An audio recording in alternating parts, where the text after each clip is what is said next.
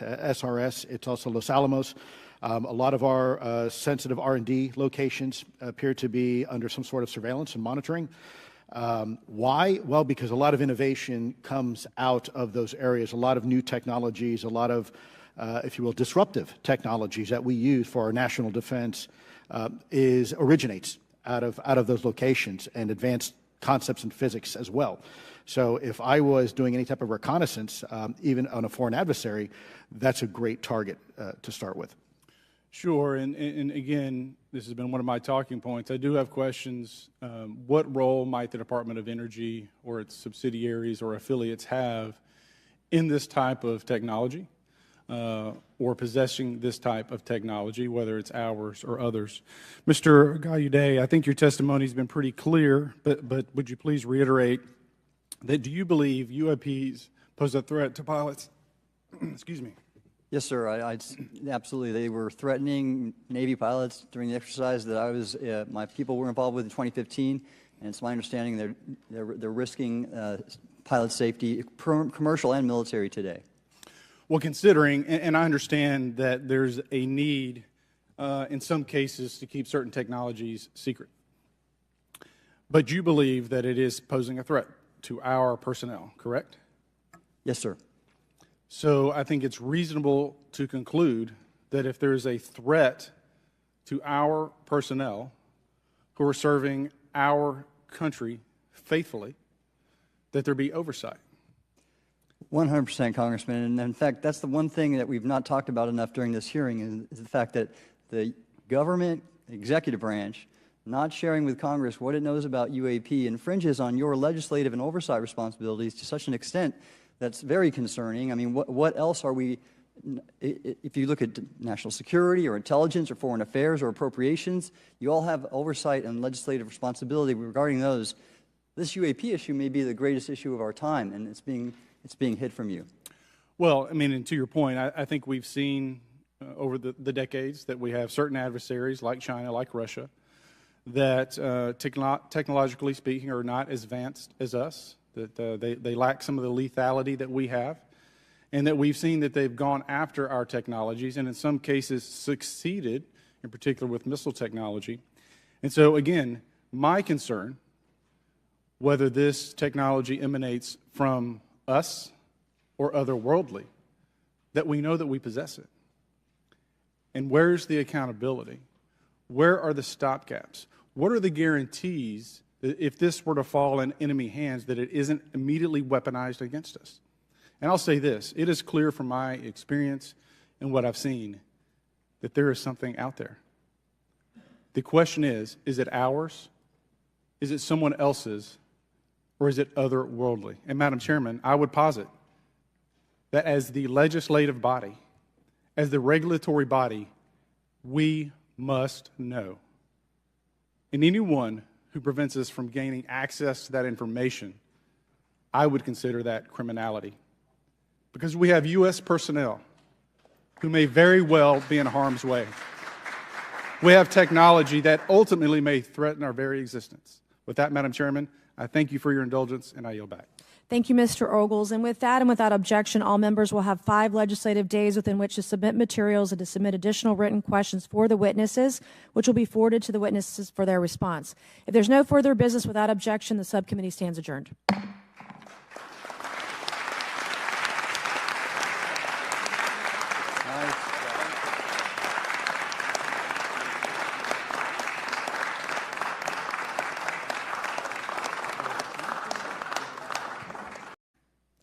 Good morning and welcome to today's historic hearing, which I'm co-chairing with Mr. Grothman, whose subcommittee held an important hearing on this topic last year. I want to thank my colleagues on the Oversight Committee, including Mr. Burchett, Mr. Burleson, Ms. Luna, Mr. Moskowitz, Mr. Garcia, for their relentless drive to get answers on UAPs. They've been steadfast in demanding transparency on the sightings reported by military pilots and armed forces. Their commitment to digging for the truth is exactly what this country needs to cut through the secrecy surrounding this issue. And many high-ranking individuals in the military and intelligence communities believe UAPs demand greater attention and thus the purpose for this hearing today. Former National Security Advisor H.R. McMaster said on Bill Maher's program that, quote, there are phenomena that have been witnessed by multiple people that are just inexplicable by the science available to us. Army Colonel Carl Nell, a member of the federal government UAP task force, said at a conference this past May that non-human intelligence exists. Non-human intelligence has been interacting with humanity. This interaction is not new, and it's been ongoing, and there are unelected people in the government that are aware of that. But UAPs remain a controversial topic. I'm not going to name names, but there are certain individuals who didn't want this hearing to happen because they feared what might be disclosed. But we stood firm. No amount of outside pressure would ever keep me from pursuing a subject to ground, come hell or high water. On that score, I want to thank our witnesses for being here. We have before us a panel of individuals accomplished in the military, in civilian government, in science, and in journalism. Some of the testimony you will hear them deliver today does not reflect well on influential individuals and agencies within the U.S. federal government and perhaps some of our contractors. It's never easy to present such information publicly. So I appreciate our witnesses voluntarily agreeing to being here today. This hearing is intended to help Congress and the American people to learn the extent of the programs and activities our government has engaged in with respect to UAPs and what knowledge it has yielded. This includes, of course, any knowledge of extraterrestrial life or technology of non-human origin. If government-funded research on UAPs has not yielded any useful knowledge, we also need to know those facts. Taxpayers deserve to know how much has it been invested, how much has been spent. They shouldn't be kept in the dark to spare the Pentagon a little bit of embarrassment. The reality is, despite their enormous taxpayer-funded budgets, the transparency of the Defense Department and the intelligence community have long been abysmal. The Pentagon has failed 6 consecutive audits. In fact, it's never actually passed one. Adding to this is a runaway overclassification of documents and materials, a reluctance to declassify materials when appropriate, and at times an outright refusal to share critical information with Congress. In short, it's not a track record that instills trust. So Congress has tried in recent years to lift the veil and find out if information about UAPs is being withheld, not only from the American public, but also from their elected representatives in Congress. Part of the transparency effort was legislation created in the Pentagon, the All-Domain Anomaly Resolution Office, or AARO, but the new office is struggling to get its footing. A recent statutorily required report from AARO, intended to illuminate the government's historic assessment of UAPs, was heavily criticized by those seeking UAP transparency. The report has stoked suspicions AARO is unable, or perhaps unwilling, to bring forward the truth about the government's activities concerning UAPs. I'm disturbed that AARO itself lacks transparency. Even its budget is kept from the public. So if there is no there, then why are we spending money on it, and by how much? Why the secrecy if it's really no big deal and there's nothing there? Why hide it from the American people? Because I'm not a mathematician, but I can tell you that doesn't add up. I expect some of our witnesses to share their views on that AARO report. We will also hear from the witnesses today allegations of UAP-related misinformation and disinformation by government officials of which they are personally aware and directly experienced.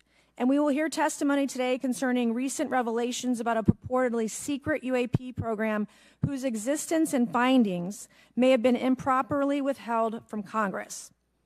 But before we get to the witnesses, we're going to have a few more opening statements from our colleagues. And one thing I wanted to add at the end of my closing statement is there is a document that will be entered into the Congressional record today Mr. Tim Burchett from Tennessee has this document, and we just distributed it to every member up here on the dais of this document. But this is going to be the original document from the Pentagon about Immaculate Constellation that Michael Shellenberger delivered to Congress today. So thank you, Mr. Shellenberger, for this information. We are all reading it in real time now, and Mr. Burchett will enter it into the record. But 12 pages about this unacknowledged special access program that your government says does not exist.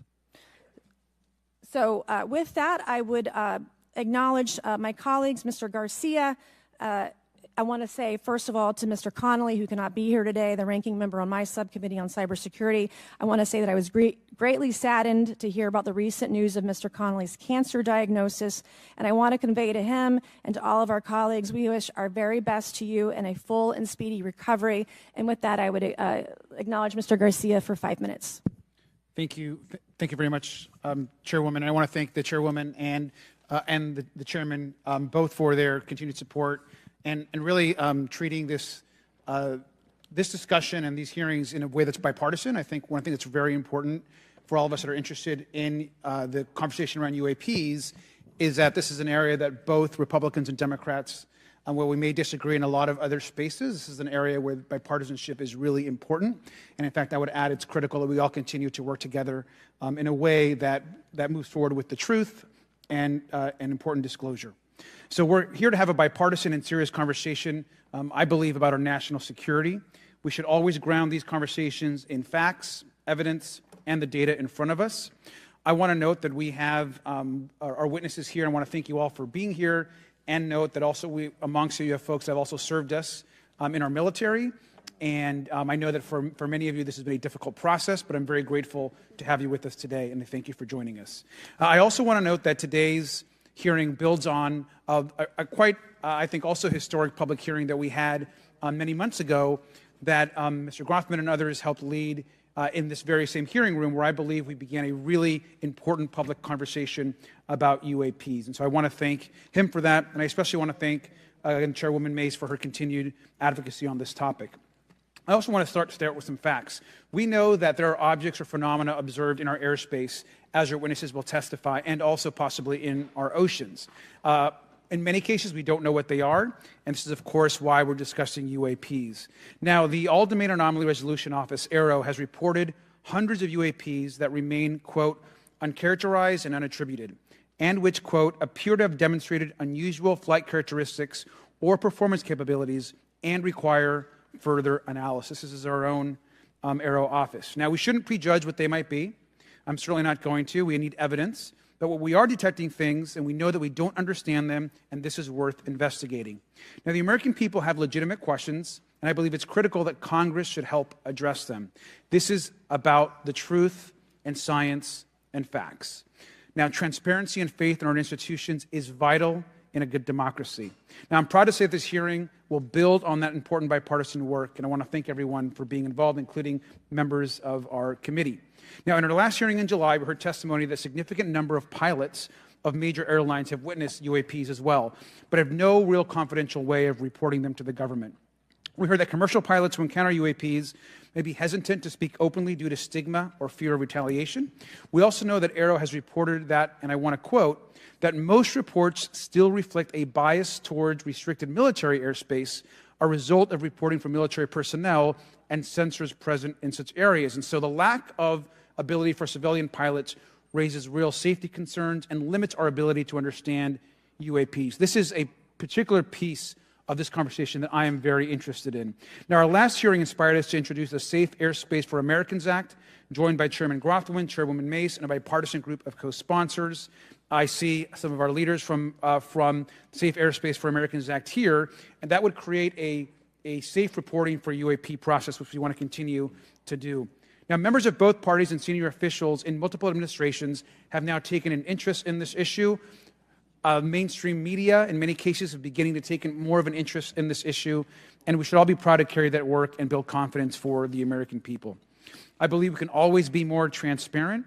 To me, this hearing and others are simply about the truth and getting to the facts of what these UAPs actually are. It's very important that we show that Democrats and Republicans in Congress can work together to cut through misinformation and look for a serious and thoughtful way to have the discussion in public. Many of us have also called for additional public hearings to discuss UAPs. This should be a topic that continues on throughout the Congress so that we can gather more information, data, and work with the relevant agencies to gather more information. Finally, just want to add that those that are here on this dais, many of us have participated also in classified briefings as well, and where we have also gained a lot of important, I think, and interesting information, at least I personally have. And so with that information, we want to continue today's hearing, and I thank all of our witnesses for being here. And with that, I'd like to yield back.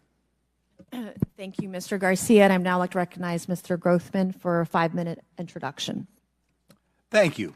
Good morning. I'd like to thank our witnesses for being here one more time. This is a topic I've been interested in since 8th grade. I'd like to thank Ms. Mace for working with me on this topic and for making this a joint subcommittee hearing. Last year, the Subcommittee on National Security, the Border and Foreign Affairs held an historic hearing to understand the potential national security risk of unidentified anomalous phenomena, or UAPs. We heard from former Navy Commander David Fravor, who shared firsthand experience with a UAP engaged while on duty in the Pacific. We learned from David Gresh, a former member of the intelligence community, who revealed the supposed existence of secret government programs hidden from congressional oversight. Additionally, former military pilot Ryan Graves informed us of the limited ways in which the military and commercial pilots can report UAP sightings. Since that last hearings, I've led several briefings with government agencies to deepen my understanding of these issues. First, the Department of Defense Inspector General's Office informed us that the Department of Defense does not have a streamlined process for service members to report UAP activity. Since then, the Joint Chiefs have implemented standards for UAP reporting across the services. The Intelligence Community Inspector General informed us that whistleblowers often fear retaliation for reporting mismanagement of highly sensitive government projects or information. Finally, AARO has expressed to the committee that, like any other federal government agency, it's faced challenges in its establishment, specifically in hiring staff to manage UAP historical records and coordinating with other federal agencies. While these agencies have been helpful to us in understanding the challenges that come from collecting UAP data, none of them have been able to substantiate the claims made at this hearing last year by David Grush. Despite our committee members endlessly questioning these agencies inside and outside of a SCIF, I hope our witnesses today will be able to provide evidence and content that is worthwhile to our pursuits of eliminating government waste and increasing transparency. To help alleviate some of the roadblocks, I'm supportive of measures that were included in last year's National Defense Authorization Act to increase transparency and improve record-keeping measures when it comes to UAPs. But I believe there's still more work to go. I co-led the Safe Airspace for Americans Act with Ranking Member Garcia, which requires the Federal Aviation Administration to develop procedures to collect UAP data from civilian aviators. I look forward to working with members of Congress to see that this legislation and other UAP legislation crosses the finish line. I'm deeply alarmed by the reporting of the massive drone swarm that flew over Langley Air Force Base in Virginia last December. Langley is the home of the 1st Fighter Wing, which maintains half of the F-22s in the U.S. Air Force inventory.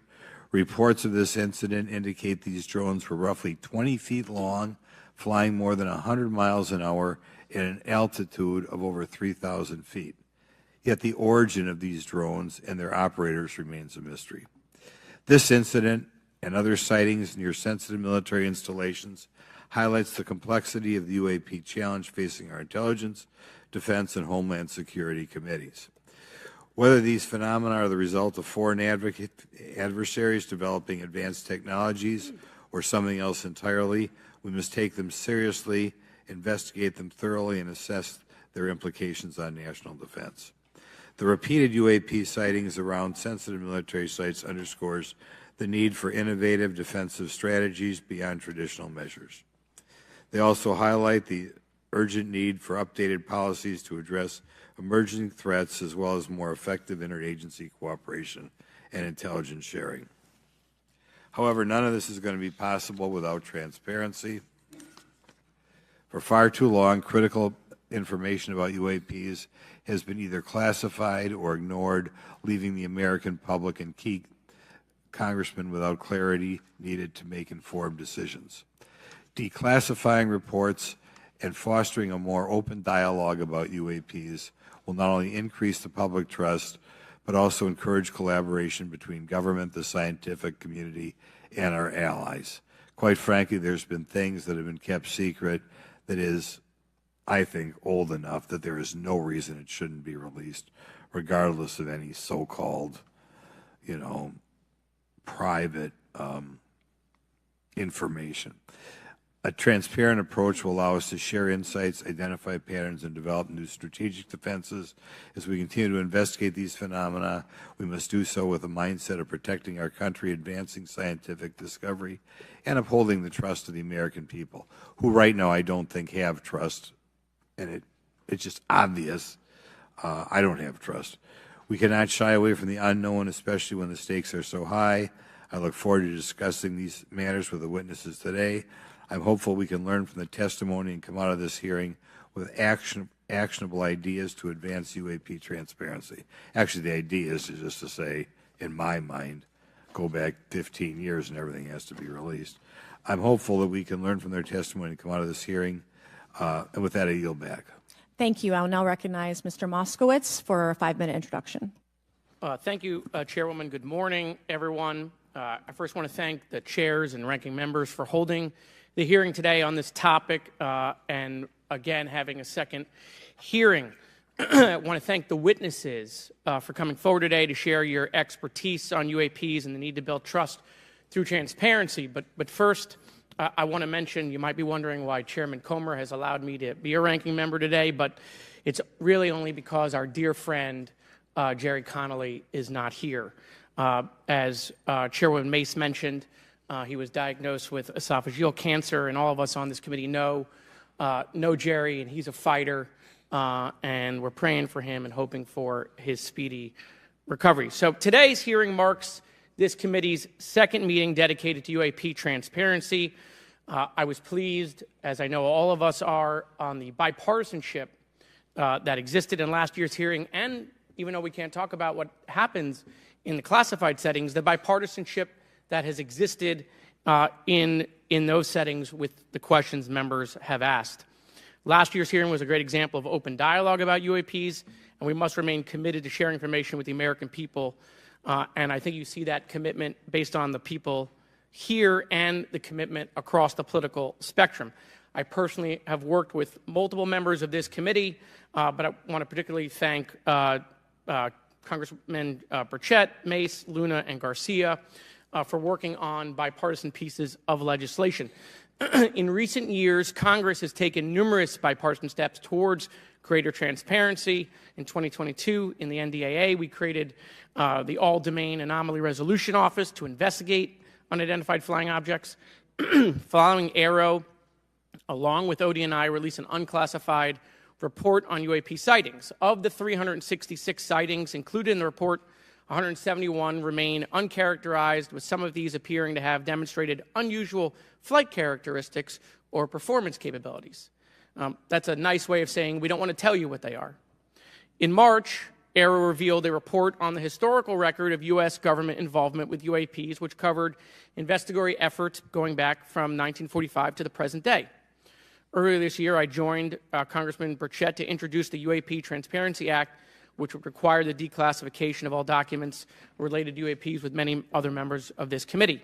In fiscal year 2024, the NDAA required the National Archives and Records Administration to establish the Unidentified Anonymous Phenomena Records Collection. This collection will include digital copies of all unidentified UAP records that can be publicly disclosed. This commitment in transparency is vitally important, and unnecessary overclassification has led to a void of information, which has allowed theories over the decades to foster. When the American people and members of Congress ask, are reports of UAPs credible, we're met with stonewalling. We're met with responses of, I can't tell you. And in fact, we're met with people not wanting us to have hearings. We're met with people not wanting us to ask you questions. In fact, many of us were told not to ask some of you certain questions on certain topics. In a time of heightened distrust of our government institutions, I believe more transparency is not only needed but is possible. And obviously we can respect national security limits, but we also have to provide our constituents with the information and oversight that they have tasked us for. As part of this, government agencies must maintain open lines of communication with members of Congress. And there are regular questions that Americans have. What are UAPs? Are they real? Are they ours? How has this technology been developed? How do they get funded? Right? And now we've seen this has gone from a long time ago where you could discredit people because it's some guy living in a Winnebago. You're able to see people now. These are pilots. These are military. These are folks with serious backgrounds. This has changed the face of this because now we have video. People will have questions. We know there are advanced technology programs. Almost 15 years ago, one of those came out of Area 51 to go after Osama bin Laden. And the only reason we know about that is because one of those helicopters was downed. Americans have questions about whistleblowers who have come forward to talk about retribution. And so I want to thank everyone for being involved today on trying to get more transparency. This has been bipartisan, bicameral, and as we get into a new administration, the President-elect has talked about opportunities to declassify information on UAPs, and I hope he lives up to that promise. And with that, I yield back. Okay, thank you, Mr. Moskowitz. And I would now, committee staff asked me to go ahead and I will do it, to enter into the congressional record this 12-page document that Michael Shellenberger brought today that describes the Immaculate Constellation government program. So we will do that now. Every member up here has a copy of it. The first section talks about the unacknowledged special access program called Immaculate Constellation, and the second section about USG imagery intelligence. And Representative Luna just told me if I say Immaculate Constellation, I'll be on some list, maybe a FISA warrant. So come at me, bro, I guess. But without objection, entered in the record. All right, so next we will introduce our witnesses for today's hearing. Thank you so much for being here. Our first witness is retired Rear Admiral Tim Gallaudet, who retired from the U.S. Navy and is now the Chief Executive Officer at Ocean STL Consulting. Our second witness is Mr. Lou Elizondo, a former Department of Defense official and author of a recent bestseller book about UAPs. Our third witness is Mr. Michael Shellenberger, founder of the newsletter Public and author of a recent journalistic piece about special access programs, including one widely identified as Immaculate Constellation. I swear the staff wants me on a list. Okay. And our last witness today is Mr. Michael Gold, a former NASA official who was also a member of the NASA UAP Independent Study Team. Welcome, everyone. We are pleased to have you today. Pursuant to Committee Rule 9G, the witnesses will please stand and raise your right hands. This is where it gets real. Do you solemnly swear to affirm that the testimony that you are about to give is the truth, the whole truth, and nothing but the truth, so help you God? Let the record show that the witnesses all answered in the affirmative. We appreciate all of you being here today and look forward to your testimony. Let me remind the witnesses that we have read your written statements and they will appear in full in the hearing record. You guys may be seated. Please limit your oral statements to 5 minutes. As a reminder, please press the button in front of you so the microphone is turned on so that everyone in the room, members included, can hear you. When you begin to speak, the light in front of you will turn green. After 4 minutes, the light will turn yellow. When the red light comes on, your 5 minutes has expired, and we would ask that you please wrap it up. So I will first recognize Rear Admiral Gallaudet to please begin your opening remarks. Thank you, Chairwoman Mace, Chairman Grothman, Ranking Members Connolly and Garcia, and members of the committee. Thank you for this opportunity to testify today regarding unidentified anomalous phenomena, or UAP. Confirmation that UAPs are real came to me in January of 2015 when I was serving as the commander of the Navy Meteorology and Oceanography Command. At the time, my personnel were participating in a pre-deployment naval exercise off the U.S. East Coast. It included the USS Theodore Roosevelt Carrier Strike Group, and this exercise was overseen by the United States Fleet Forces Command, led by a 4-star admiral who at the time was also my superior officer. During this exercise, I received an email on Navy's secure network from the operations officer of U.S. Fleet Forces Command.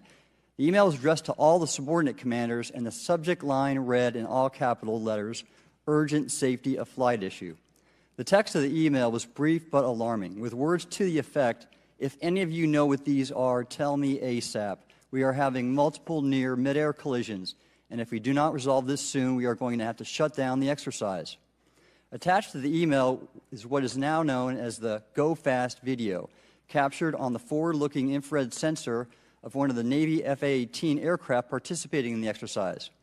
The now declassified video showed an unidentified object exhibiting flight and structural characteristics unlike anything in our arsenal. The implication of the email was clear.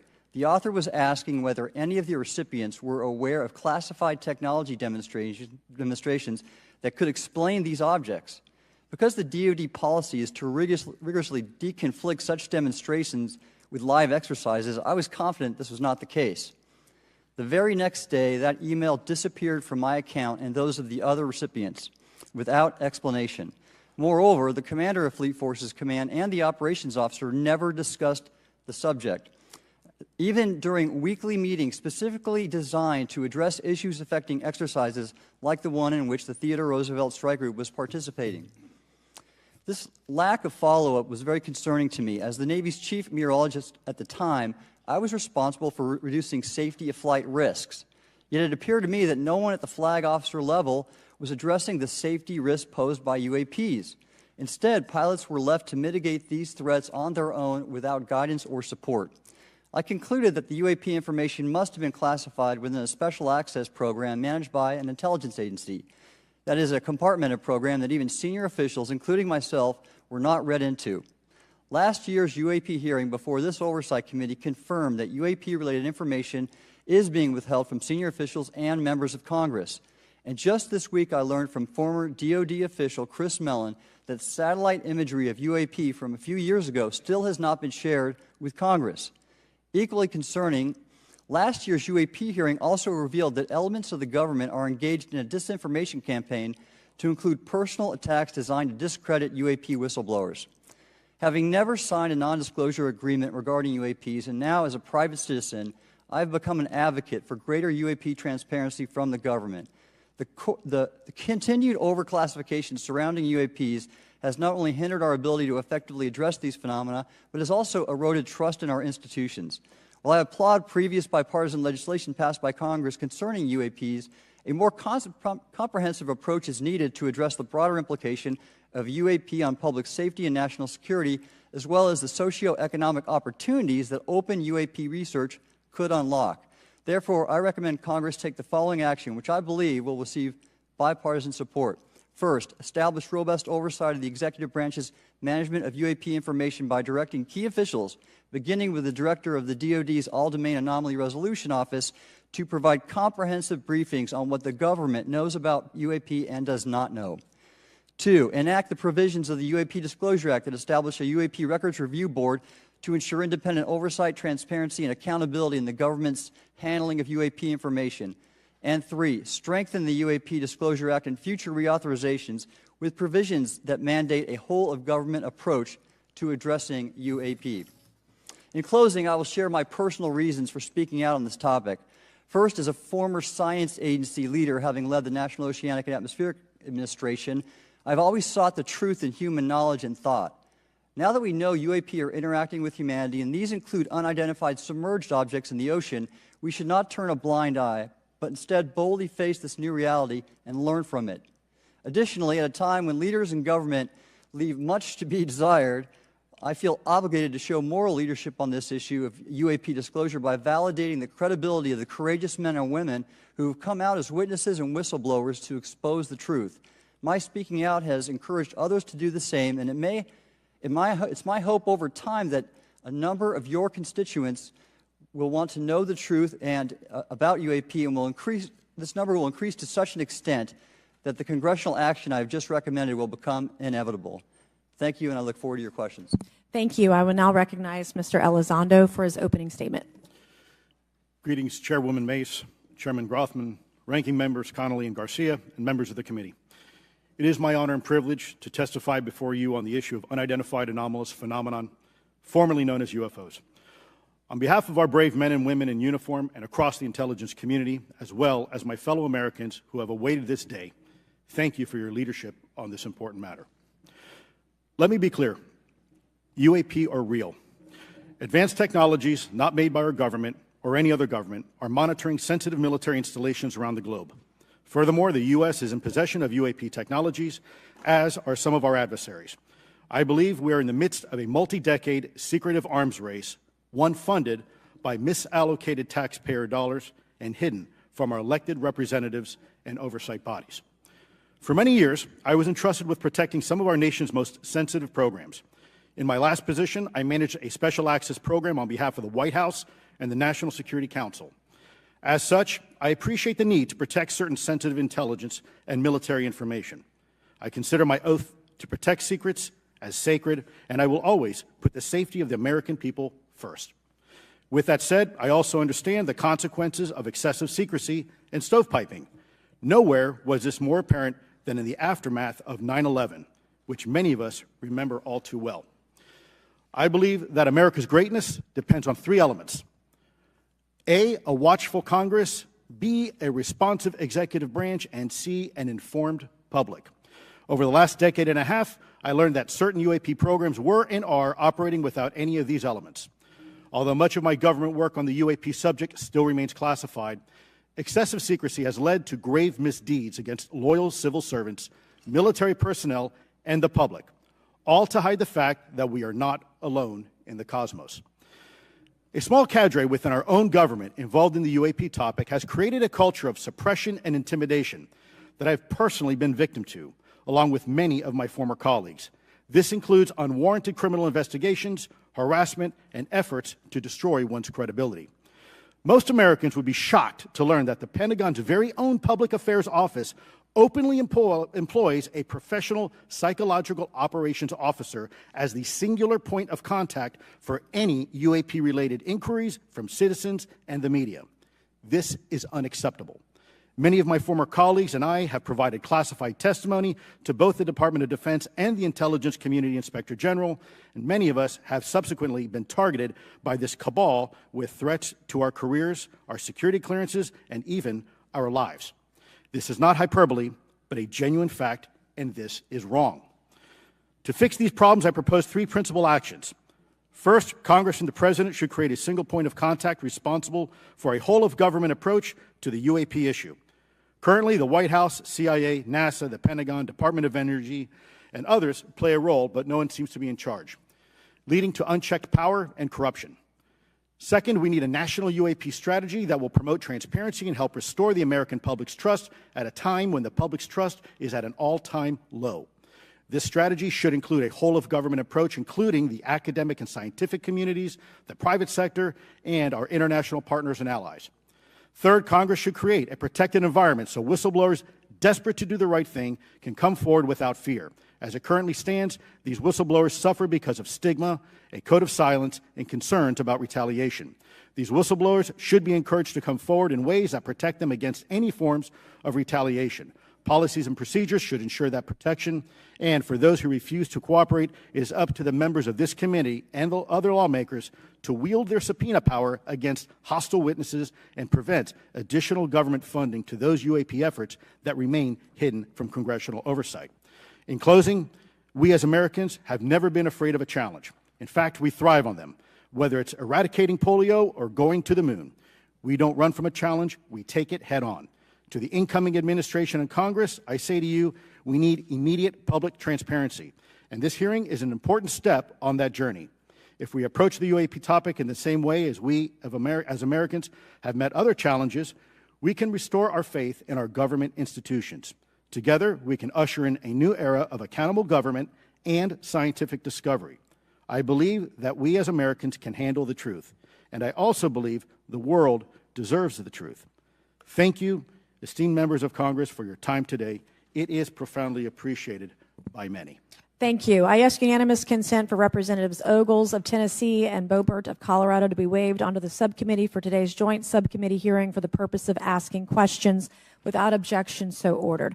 I would now like to recognize Mr. Shellenberger for his introductory remarks.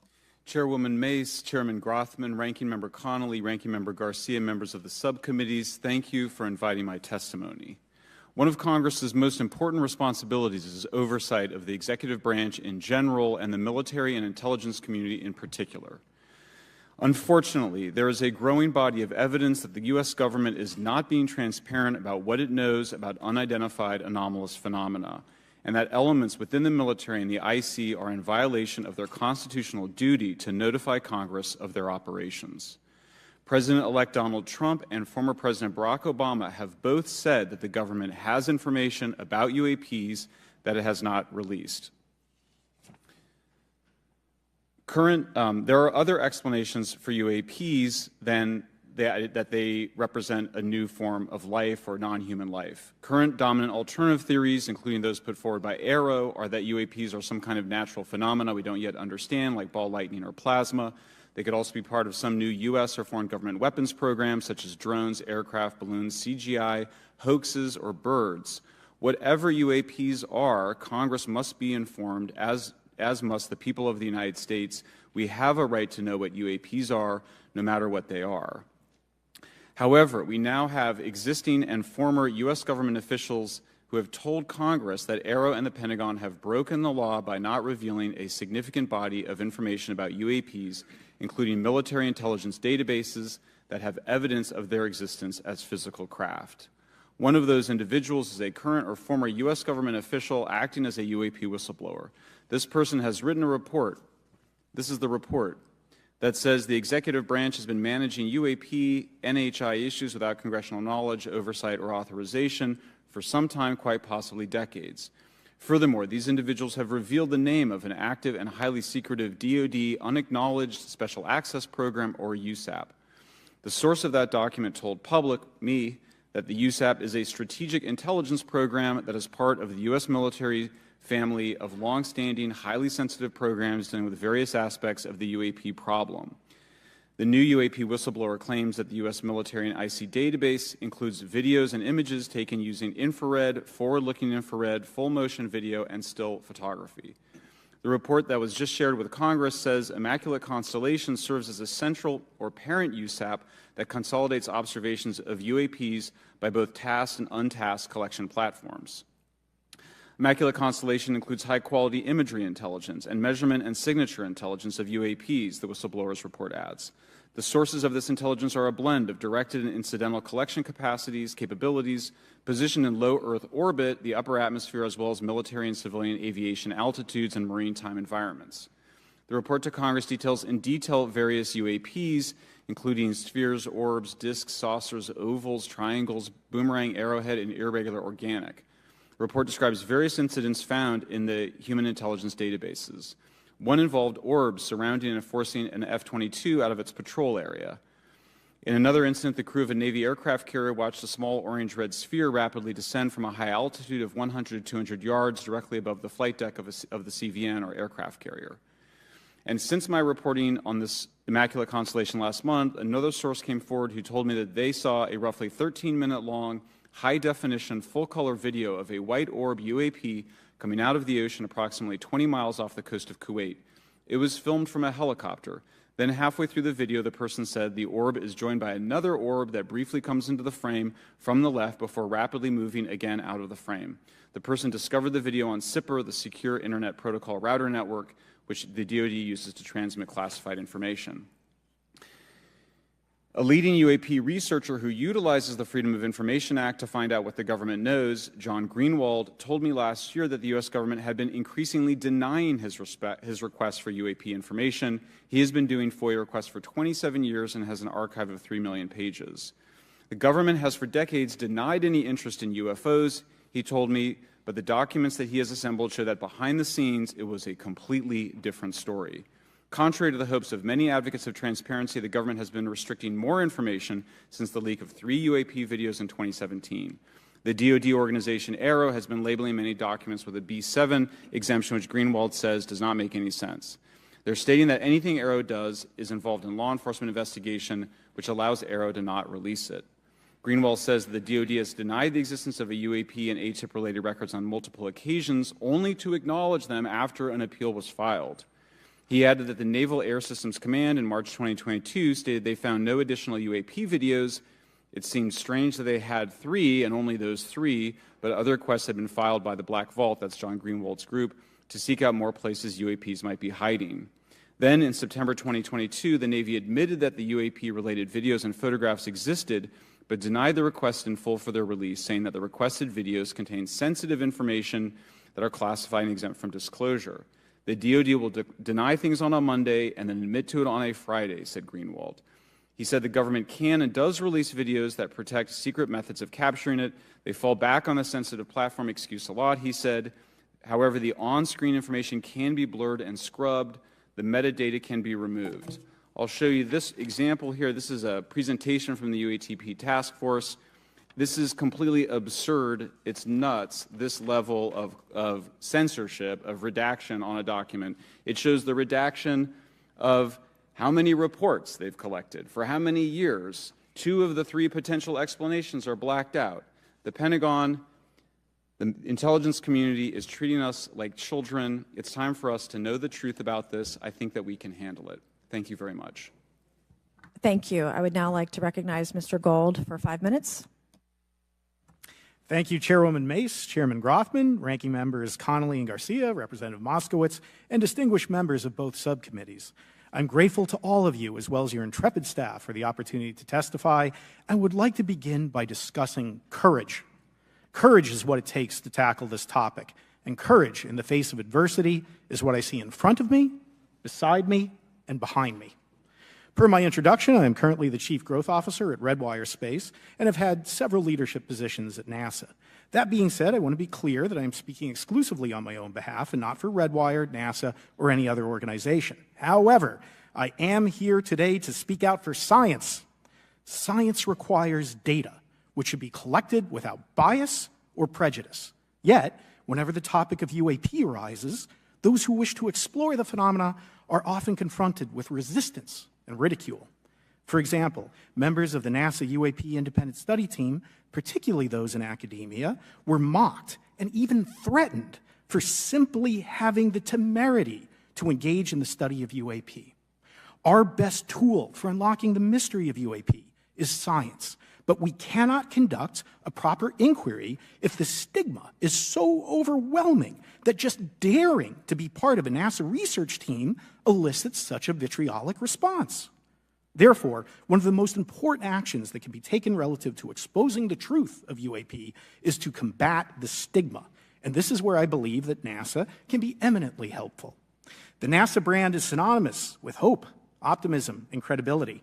If you were to take a walk down the National Mall, you would immediately see the NASA logo on T-shirts, hats, and bumper stickers.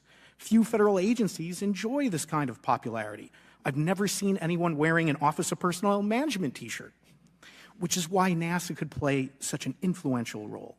Specifically, NASA could, with relatively little cost and effort, host symposia on UAP, or even just participate in existing panels examining the topic.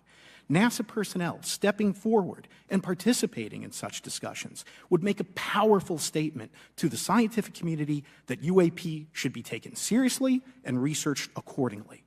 In regard to research, NASA has vast archives, much of which may contain important UAP data. Again, for relatively little cost and effort, NASA could create an AI or ML algorithm that could search the agency's archives for anomalous phenomena. I suspect that such an effort would not only result in information that will help us to understand UAP, but could result in data that will assist in other areas of scientific inquiry, such as anomalous weather or meteorite activity. Beyond its existing archives, NASA could act as a clearinghouse for civilian and commercial UAP data. During my work on the UAP independent study team, it quickly became evident that there is no clear or well-publicized process for civilian pilots to report UAP sightings. The stigma associated with UAP hampers the number of pilots that would report such phenomena, but even for those who overcome the stigma, I believe the current FAA guidance is largely unknown and poorly understood. In order to effectively collect UAP data, the independent study team recommended the use of NASA's Aviation Safety Reporting System, or ASRS. This system, which is administered by NASA and funded by the FAA, provides a confidential means for the reporting of safety violations in a voluntary and non-punitive manner. Over 47 years, the ASRS has collected nearly 2 million reports. ASRS is the perfect tool to collect UAP data, which could then be collated by NASA and shared with the public at large. Leveraging ASRS could create a treasure trove of UAP data, potentially hundreds of thousands of reports, supporting this hearing's goal of exposing the truth. And I'm grateful to our 2 co-chairs and other members who have already incorporated this idea into proposed legislation. At this hearing, and as others have demonstrated, the UAP issue is justifiably dominated by national security and defense. However, I would urge the subcommittees to keep in mind the numerous ways that NASA and the FAA, as well as commercial activities in the air, in space, and in the water, can generate a massive amount of invaluable data on anomalous phenomena. I cannot help but be excited by the potential for such an endeavor, since scientific discovery is driven by anomalies. It's the existence and study of anomalies that led to the theory of relativity, quantum mechanics, and nearly all of humanity's scientific breakthroughs. This is why the study of UAPs should be embraced, since whatever is occurring, the chance to garner new knowledge should never be ignored. We must be thorough in collecting information, fearless in making conclusions, and open to following the data, no matter how mundane or extraordinary the results may be. I began this testimony by praising the Joint Subcommittee members for their courage, and I will end by echoing that sentiment. As the saying goes, the truth is out there. We just need to be bold enough and brave enough to face it. Thank you. Thank you. Thank you all. I will now recognize myself for 5 minutes of questioning. I have a lot of questions, and I have a lot of witnesses, so I would just ask if it's yes or no to if it requires more than that, be very succinct, because I would like to go down the line and ask as many questions as possible. So for the Admiral this morning first, former DoD official Chris Mellon reached out to you about satellite imagery from 2017 that depicts a UAP. What were the dates in 2017 when this occurred? I can't share with you the details, ma'am, but I can do it in a closed setting, and I can also tell you the agency that wrote a report on it. Okay, so who has the imagery? I can tell you that in a closed setting. Can you describe what was depicted in the satellite imagery? Just a description. It was a UAP, ma'am. That's it? No other description? The term that the analysts used, they called it the button. It was a disc-shaped object. Okay, where was it? I can't tell you that, ma'am. Okay. All right. Okay, Mr. Elizondo, you state in your testimony that, quote, advanced technologies not by our government or any other government are monitoring sensitive military installations around the globe, end quote. If these technologies are not made by any government, who's making them? Private companies, or are you implying they are crafted by a non-human intelligence? Well, ma'am, that's precisely why we're here. The problem is that, temporally speaking, over decades, not just the last 10 years, to put this in perspective, are these private companies you're implying, or is this non-human intelligence? It may be both. Okay. When it comes to Blue Force Technologies, I would not be able to discuss. Okay. Are you read into secret UAP crash retrieval programs? We would have to have a conversation in a closed session, ma'am. I signed documentation 3 years ago that restricts my ability to discuss specifically crash retrievals. I submitted for my book through the DOPSR process, which took a year for it to be reviewed. And what is in the book is what I was told I'm allowed to talk about. Has the government conducted secret UAP crash retrieval programs, yes or no? Yes. Okay. Were they designed to identify and reverse engineer alien craft, yes or no? Yes. Does the U.S. government have any reverse, okay, we already answered that question about retrieval programs. Do any U.S. contractors have the same? I would prefer to address that in a closed session, ma'am. Okay. In your book, you mentioned government employees who've been injured by UAPs, placed on leave, and receiving government compensation for their injuries. Is that correct? That is correct. How can the government deny we have recovered craft if they're paying people because they've been injured by recovered craft? Ma'am, that's a great question. That's why I think we're here again, because I've seen the documentation by the U.S. government for several of these individuals who have sustained injuries as a result of a UAP incident. It's a crazy idea, right? The hypocrisy and the logic. Okay, Mr. Shellenberger, I'm going to say it again to be very clear. Immaculate Constellation. What's its mission and how are they funded? Its mission is to, as I stated, its mission is to, it's an unacknowledged special access program. Its mission is to document UAPs.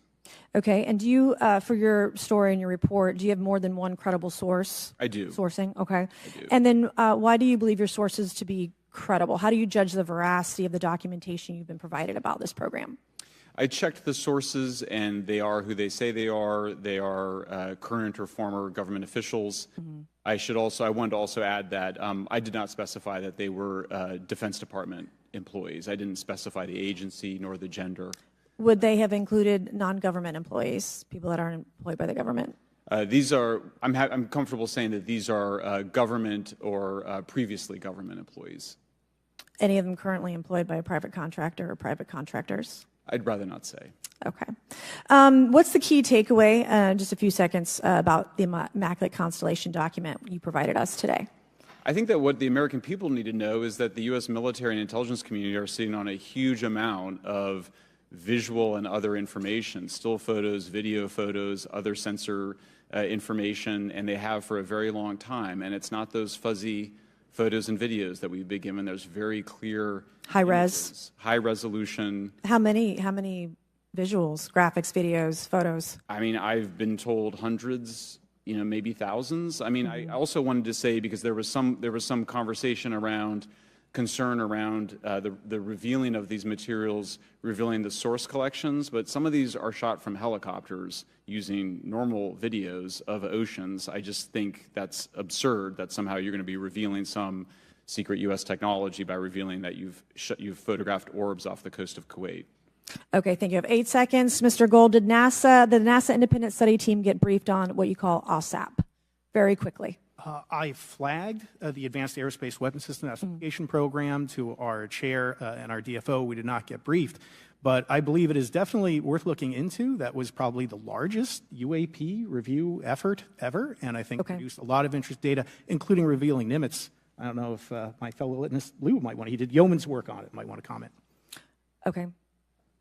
All right. I'm going to turn to Mr. Moskowitz, who will be recognized for 5 minutes of questioning. Thank you, Madam Chairwoman. So, Mr. Gold, you gave a whole diatribe for a couple of minutes about UAPs, science, data collection, stigma. A lot of non-believers in all of this would just ask a very simple question. Why? Why is it so hard? Right? Like, why are people, anytime they ask, why are they always thwarted? Why are they always judged? Why is they always have misinformation spread? Why is there always retribution? Why is it always met with an ear? What's the why? If it doesn't exist, why is it such a problem? I think if you go through the history of science, Representative, it is always difficult for breakthroughs and new information, regardless of whether it's UAP or any other kind of discovery. And in science, we're supposed to be open, but when you break with the orthodoxy of what's believed, whether it's Galileo saying that the Earth doesn't rotate or the Earth rotates around the sun or the sun doesn't rotate around the Earth, it's always challenging for new beliefs. And the more extraordinary those discoveries, the more extraordinary those new beliefs, it's very difficult. So I think this is natural. There's natural conservatism that when it comes to science, but this issue in particular has been very difficult where, again, even to attempt to study it becomes problematic. But every hearing like this, every news report, every video, documentaries, I was privileged to be a part of something Dan Fair is putting together. I think many of us have interviewed for it, documentary over 30 different government officials. Every brick in the wall will help get us closer to getting to the truth. I appreciate that. Mr. Elizondo, did I have that correct? Sir. I'm a recovering lawyer, so I'm going to put my hat on for a second. You said you signed a document. Love that. Who gave that to you? The U.S. government, sir. Okay. You have a copy of it? It is stored in a SCIF right now. I do not have possession of it. The U.S. government does. What department of the U.S. government gave you this document? I will say the Department of Defense. Unfortunately, I can't say in this forum much more than that. You specifically said the document said you can't talk about crash retrieval. Well, you know, you can't talk about Fight Club if there's no Fight Club. Correct. Okay, I'm just making an observation. Yes, sir. So that document that you signed, that you said exists, specifically said you can't talk about crash retrieval. Correct, sir. It was a limitation on what because already I'd been speaking publicly about the topic, and so the document said you can continue saying X, Y, Z, but you cannot discuss the topic. When you of crash give retrievals. me the atmosphere of signing this document. You're in a room by yourself, I'm in a skiff with a security officer, sir. just one-on-one. Anybody else? There may have been an assistant as well. It was in a skiff within a Department of Defense facility. Give me your background real quick. My background is I went to school to study microbiology and immunology, entered into the U.S. Army, and after a very short stint in military intelligence, I became a counterintelligence special agent. As a civilian, later on I became a special agent in charge, running investigations in counterterrorism and counterespionage primarily, with some experience in counterinsurgency and counternarcotics.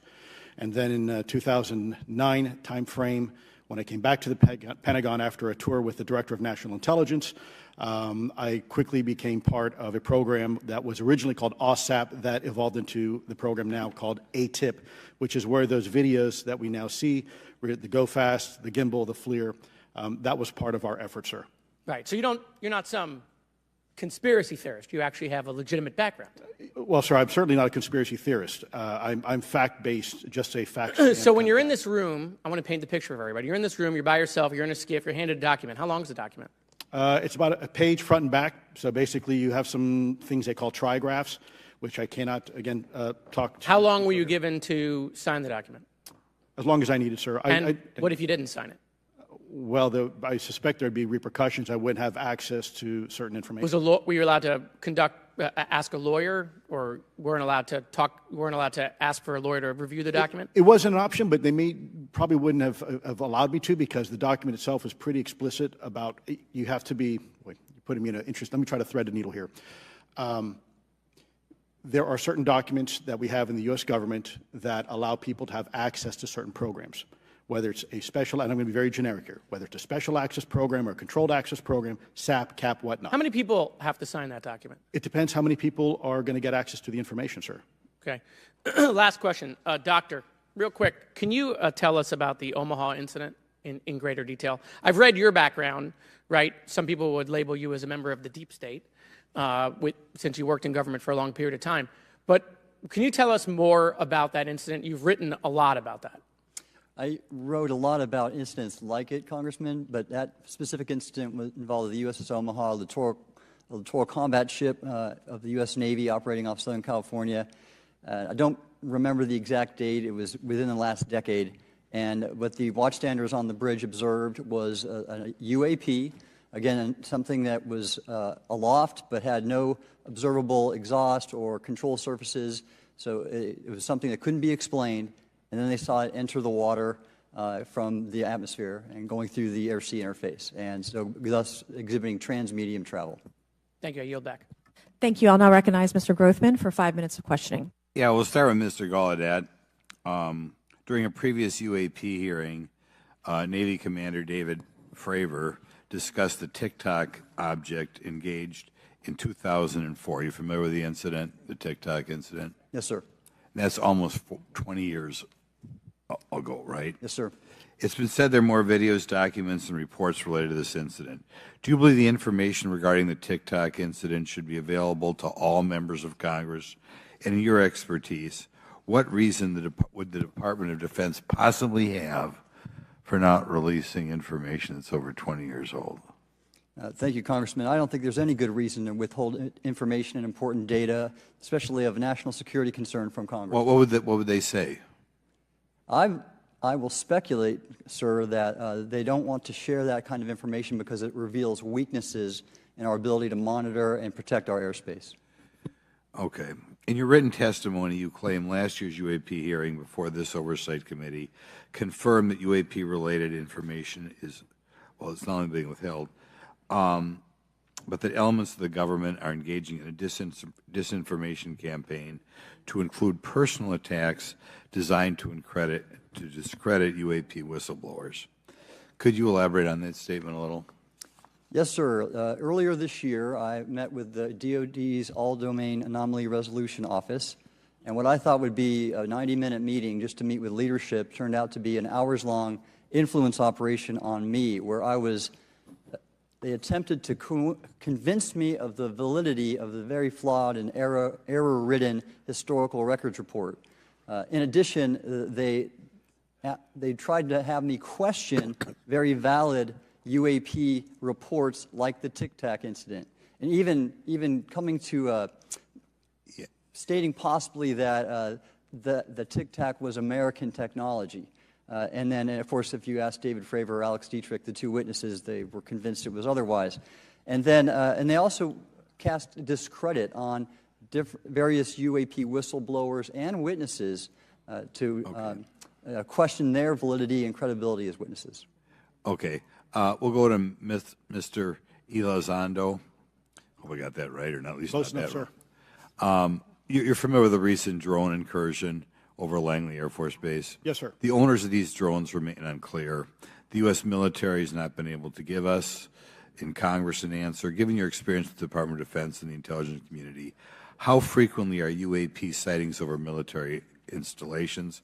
And secondly, I suppose hypothetically you could have incursions over just, say, regular airports. Is it obvious these incursions are more likely over military facilities than just a random airport out there? Yes, sir. There's definitely enough data to suggest that there is certainly some sort of relationship between sensitive U.S. military installations, also some of our nuclear equities, and also some of our Department of Energy sites.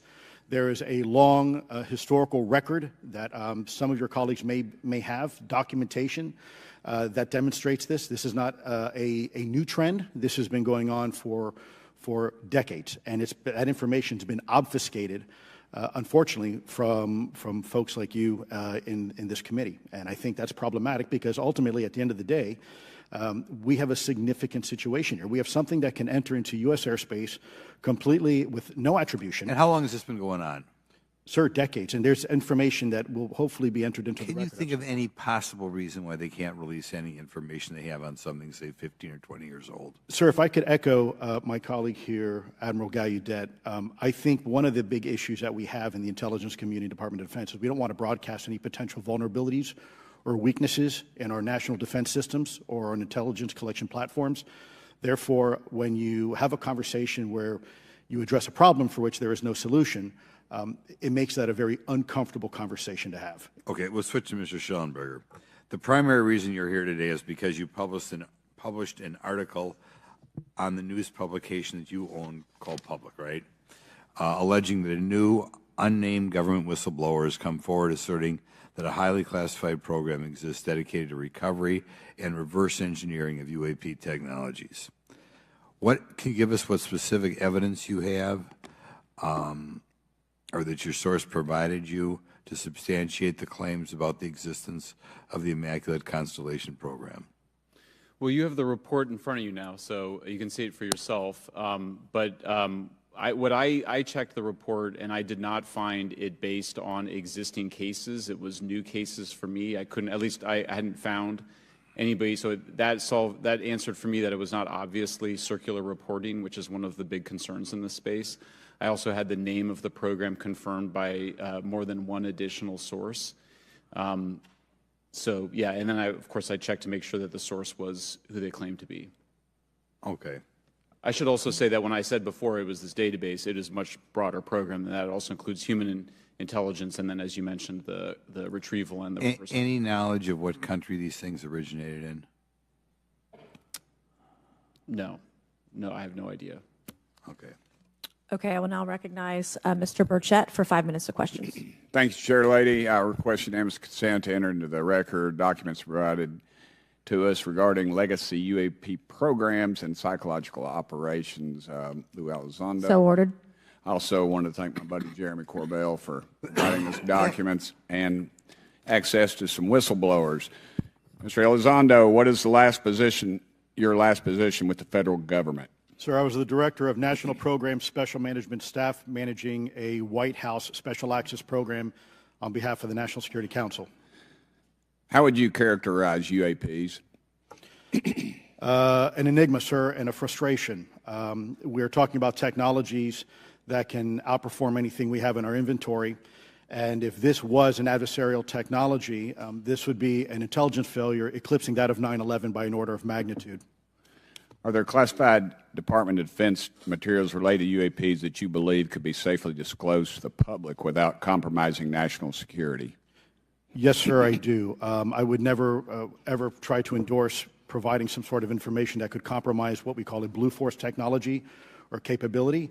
But I do believe there's a lot of information regarding this topic, and I've been very vocal about it, that should be shared not only with the public, but most importantly, with members of Congress. Are you familiar with my friend David Grush? Absolutely, sir. I had the privilege and honor of working with him myself several years ago at U.S. Space Force. Last year, as you know, he testified that the U.S. has run a multi-decade UAP crash retrieval and reverse engineering program. Would you agree with that? Yes, sir. Are there UAP programs operating without proper congressional oversight? 100%. What are they? Unfortunately, sir, I would have to have that conversation in a closed session. I know you said that, and a lot of people are frustrated with those kind of answers, but we're asking those kind of questions so you all know what the... Former leadership of Aero at the time as well. And we punish them by giving them multi-million dollars more than they ask for every year. Admiral Gallaudet, you mentioned in your opening statement on an email you received from the operations officer of the Fleet Forces Command regarding unknown objects almost colliding with U.S. military planes. Did anyone respond with knowledge of what the objects were? I received no response, sir. Did the exercise get canceled? The exercise did not get canceled. Why do you think the commander of Fleet Forces operations officer never discussed the incident again? Sir, I'm speculating because I didn't have an exchange with him, but I believed it to be part of a special access program, the information and the video, which we have known now it was, and he realized he couldn't share that openly with the recipients of the email, and therefore the email was pulled from everybody's account. Again, tell us what happened to the email from the commander of Fleet Forces. The day after I received it, and all the other recipients received it, which were all the subordinate commanders of U.S. Fleet Forces, so 1- and 2-star admirals, including strike group commanders, the email was wiped or deleted from our accounts, okay, and then no one talked about it. All right. Have you specifically had any experience with submersible objects? Sir, I've no personal experience, but I've had witnesses on submarines come to me and say they've seen on sonar data. Correct. Okay. Yeah, how would you characterize those, and how do they move? The one instance that was revealed to me was in the 80s on a nuclear-powered submarine, a ballistic missile submarine, that the object exhibited the characteristics of a Russian torpedo in terms of its speed of movement and closing rate with the submarine, and then it slowed and followed the submarine slowly in its wake for a period of minutes, and then rapidly exited the scene. And nothing that we know of and technology-wise could replicate that. And the speed of these objects was faster than anything that we have or anybody else has that would be manned. Is that correct? It was on the order Underwater. of a torpedo. So yes, sir. Yes, sir. But as it exited, it did. Well, I don't exactly know how fast a torpedo is, but I expect it does better than my old outboard Scott Atwater. So I'll take that as a yes. Yes, okay. Sir. Have you experienced any experience with the All-Domain Anomaly Resolution Office, ARROW? Yes, Congressman. As I mentioned previously, and I have met with them.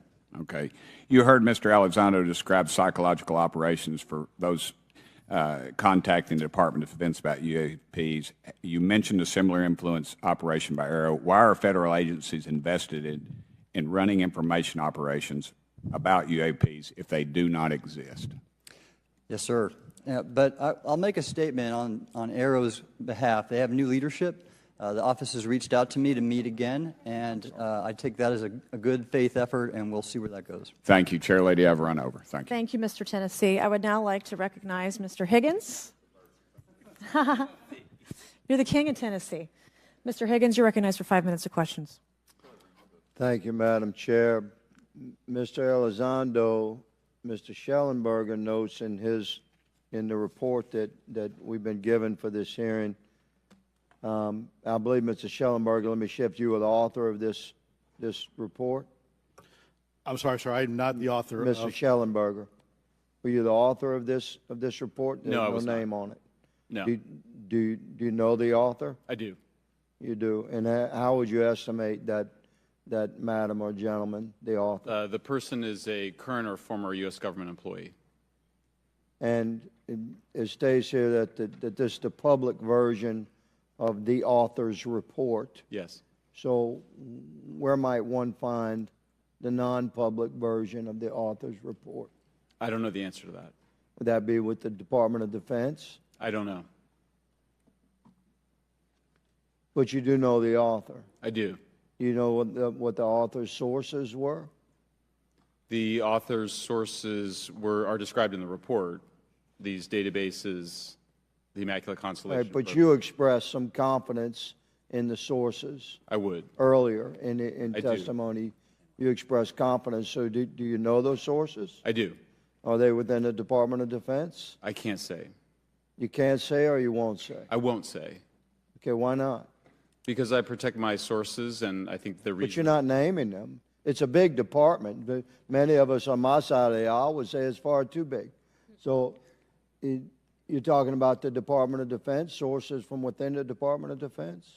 I'm not willing to reduce the Okay. potential universe of where my sources might be. Okay, moving on. In this report, Mr. Elizondo, for reference, several types of allegedly alien craft or possibly alien craft or unknown aerial phenomena, what we used to call UFOs, are described. Spheres and orbs, discs and saucers, oval or tic-tac, triangular shape, boomerang and arrowhead, and irregular or organic. Mr. Elizondo, does that summarize to you the types of craft that we're discussing today? Sir, that is a general morphology, historically speaking, of many UAP. So those descriptions are very different craft. Is it your assessment that they would come of different origins? It's possible, but it also could be in sense a matter of utility. And let me just state for the record, I never read the report that or the article that Mr. Shellenberger put out. The reason That's a good point. We're just referencing it. Yes, sir. For descriptive purposes for the American people.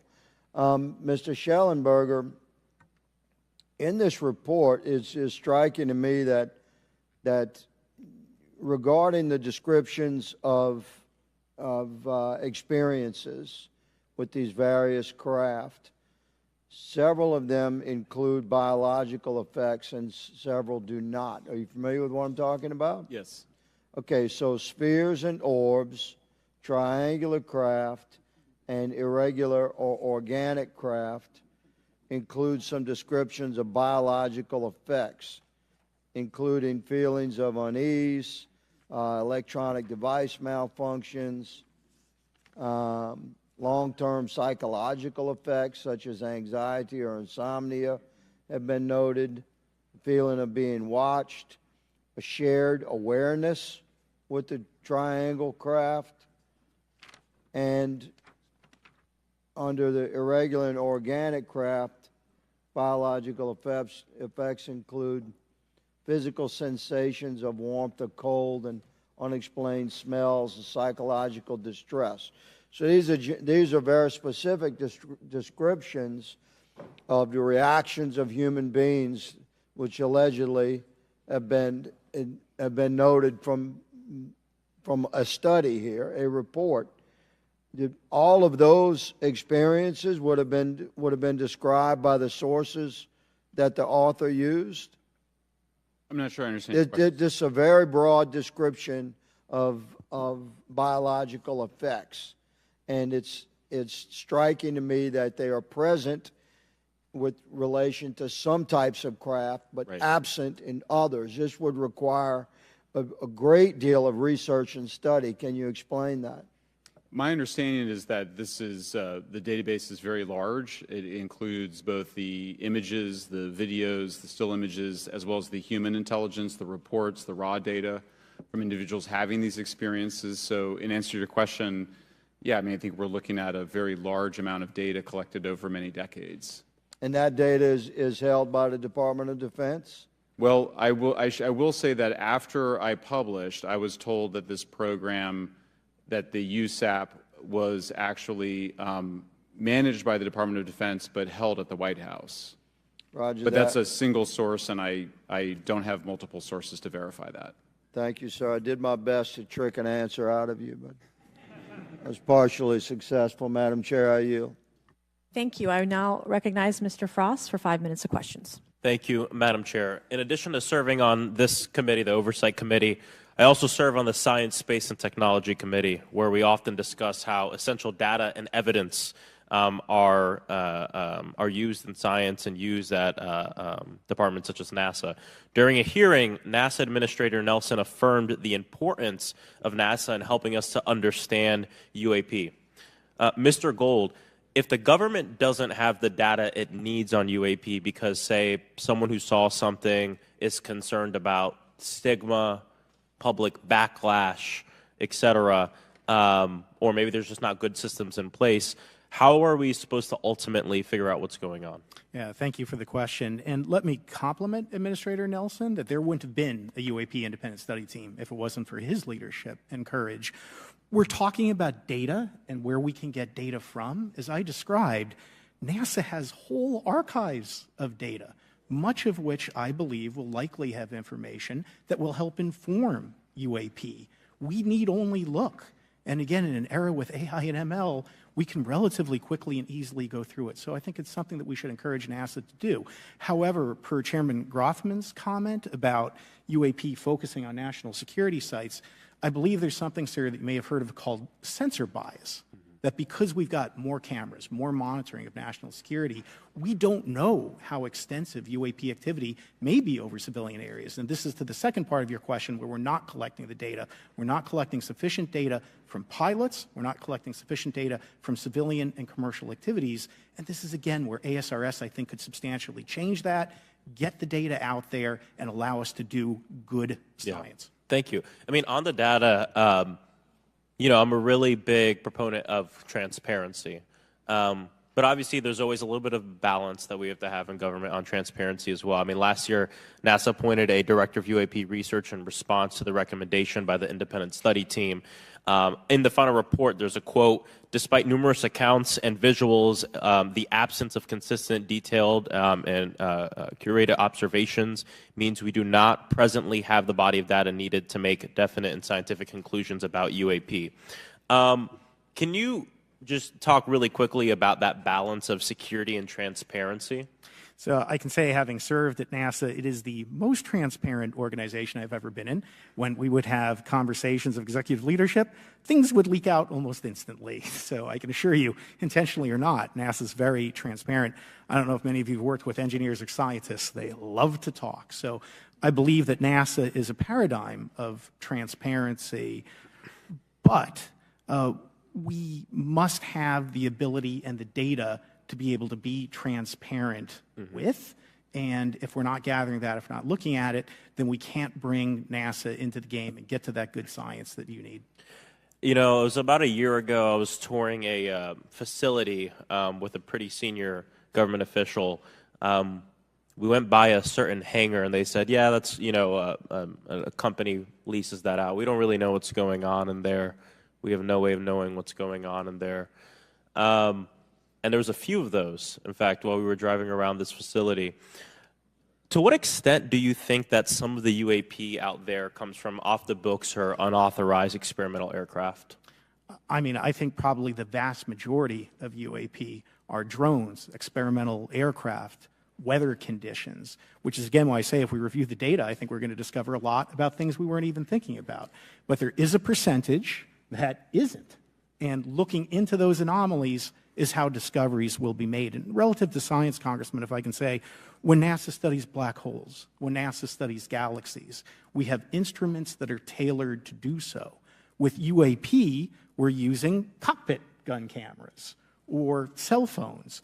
We could never do good science with that. And Let me tell you, the NASA budget is under pressure. We need to make sure that the Artemis program is funded fully. We need to beat China to the moon and maintain our presence in low Earth orbit. So NASA would need more money to do this, but I think tailored instruments that would look at UAP in the same way that we have tailored instruments to look at astronomical data is important to gathering valuable and uniform information. If we were studying black holes by using fighter cockpit cameras, we probably wouldn't know that much about black holes. 100%. Well, I think it's important that federal leaders take the necessary steps to ensure that UAP does not pose threats to the American public as well, and that we have the necessary budgets to collect this data so we can actually see what's going on. And I'm fully supportive of funding the Artemis mission. I think it's very important. Also, a personal note, the pilot is a frat brother of mine. He is a member of the Phi Beta Sigma Fraternity Incorporated, and so I would love to see my fraternity make it to the moon. But Redwire is building the cameras for Artemis, so we will take some pictures of your frat brother and get them. There we go. Thank you so much. I yield back. Thank you. I will now recognize Ms. Luna for 5 minutes of questioning. Mr. Elizondo, to your knowledge, can you name the country and around time frame that the first back-engineered UAP program started? Ma'am, unfortunately, I would not be able to have that conversation in public. Can anyone on the panel name that? None of you? Okay. This next question is for Mr. Gallaudet. To your knowledge, have any USOs ever outpaced our submarines? Yes, ma'am. At what magnitude? I don't have the exact speed, but again, a witness came to me, a credible former submarine officer who observed it on sonar data. And this was in the 80s in the North Atlantic during a storm, and it outpaced his submarine by orders of magnitude. Are you aware of any hotspots that currently exist off our shores in North America? Not with sufficiently credible data, ma'am. Okay, we've heard reports of there potentially being hotspots, maybe entry and exit points. Have you heard of any of that? I have it not, ma'am, but my colleague here, Mr. Elizondo, does discuss some USO activity that he's observed in certain DoD databases. Mr. Elizondo, in regards to these aircraft being piloted by whatever they might be, non-human biologics, would you agree that it's likely that they are being piloted by some mind-body connection? Ma'am, I think it is safe to presume here that they are being intelligently controlled because some cases seem to anticipate our maneuvers, and in other cases they seem to, I came across an email where the word stalked was used in a very secure email between Navy officers discussing their ships being pursued by a UAP. In our previous panel, we had Grush, and he had testified to say that some of these were interdimensional beings. Can you speak on that at all? Ma'am, I'm not qualified, certainly as a scientist or otherwise, to speculate points of origin. I looked at everything from a scientific perspective. So if you look at, for example, instantaneous acceleration, which was one of the observables of the program that I belong to, ATIP, the human body can withstand about 9 G-forces for a short period of time before you suffer negative biological consequences, blackouts and ultimately redouts and even death. Comparison, our best technology, the F-16, which is this older platform, but one of our most highly maneuverable aircraft, manned aircraft, made by General Dynamics, can perform about 17 or 18 G-forces before you start having structural failure, meaning that the airframe begins to disintegrate while you're flying. The vehicles we're talking about are performing in excess of 1,000, 2,000, 3,000 Gs.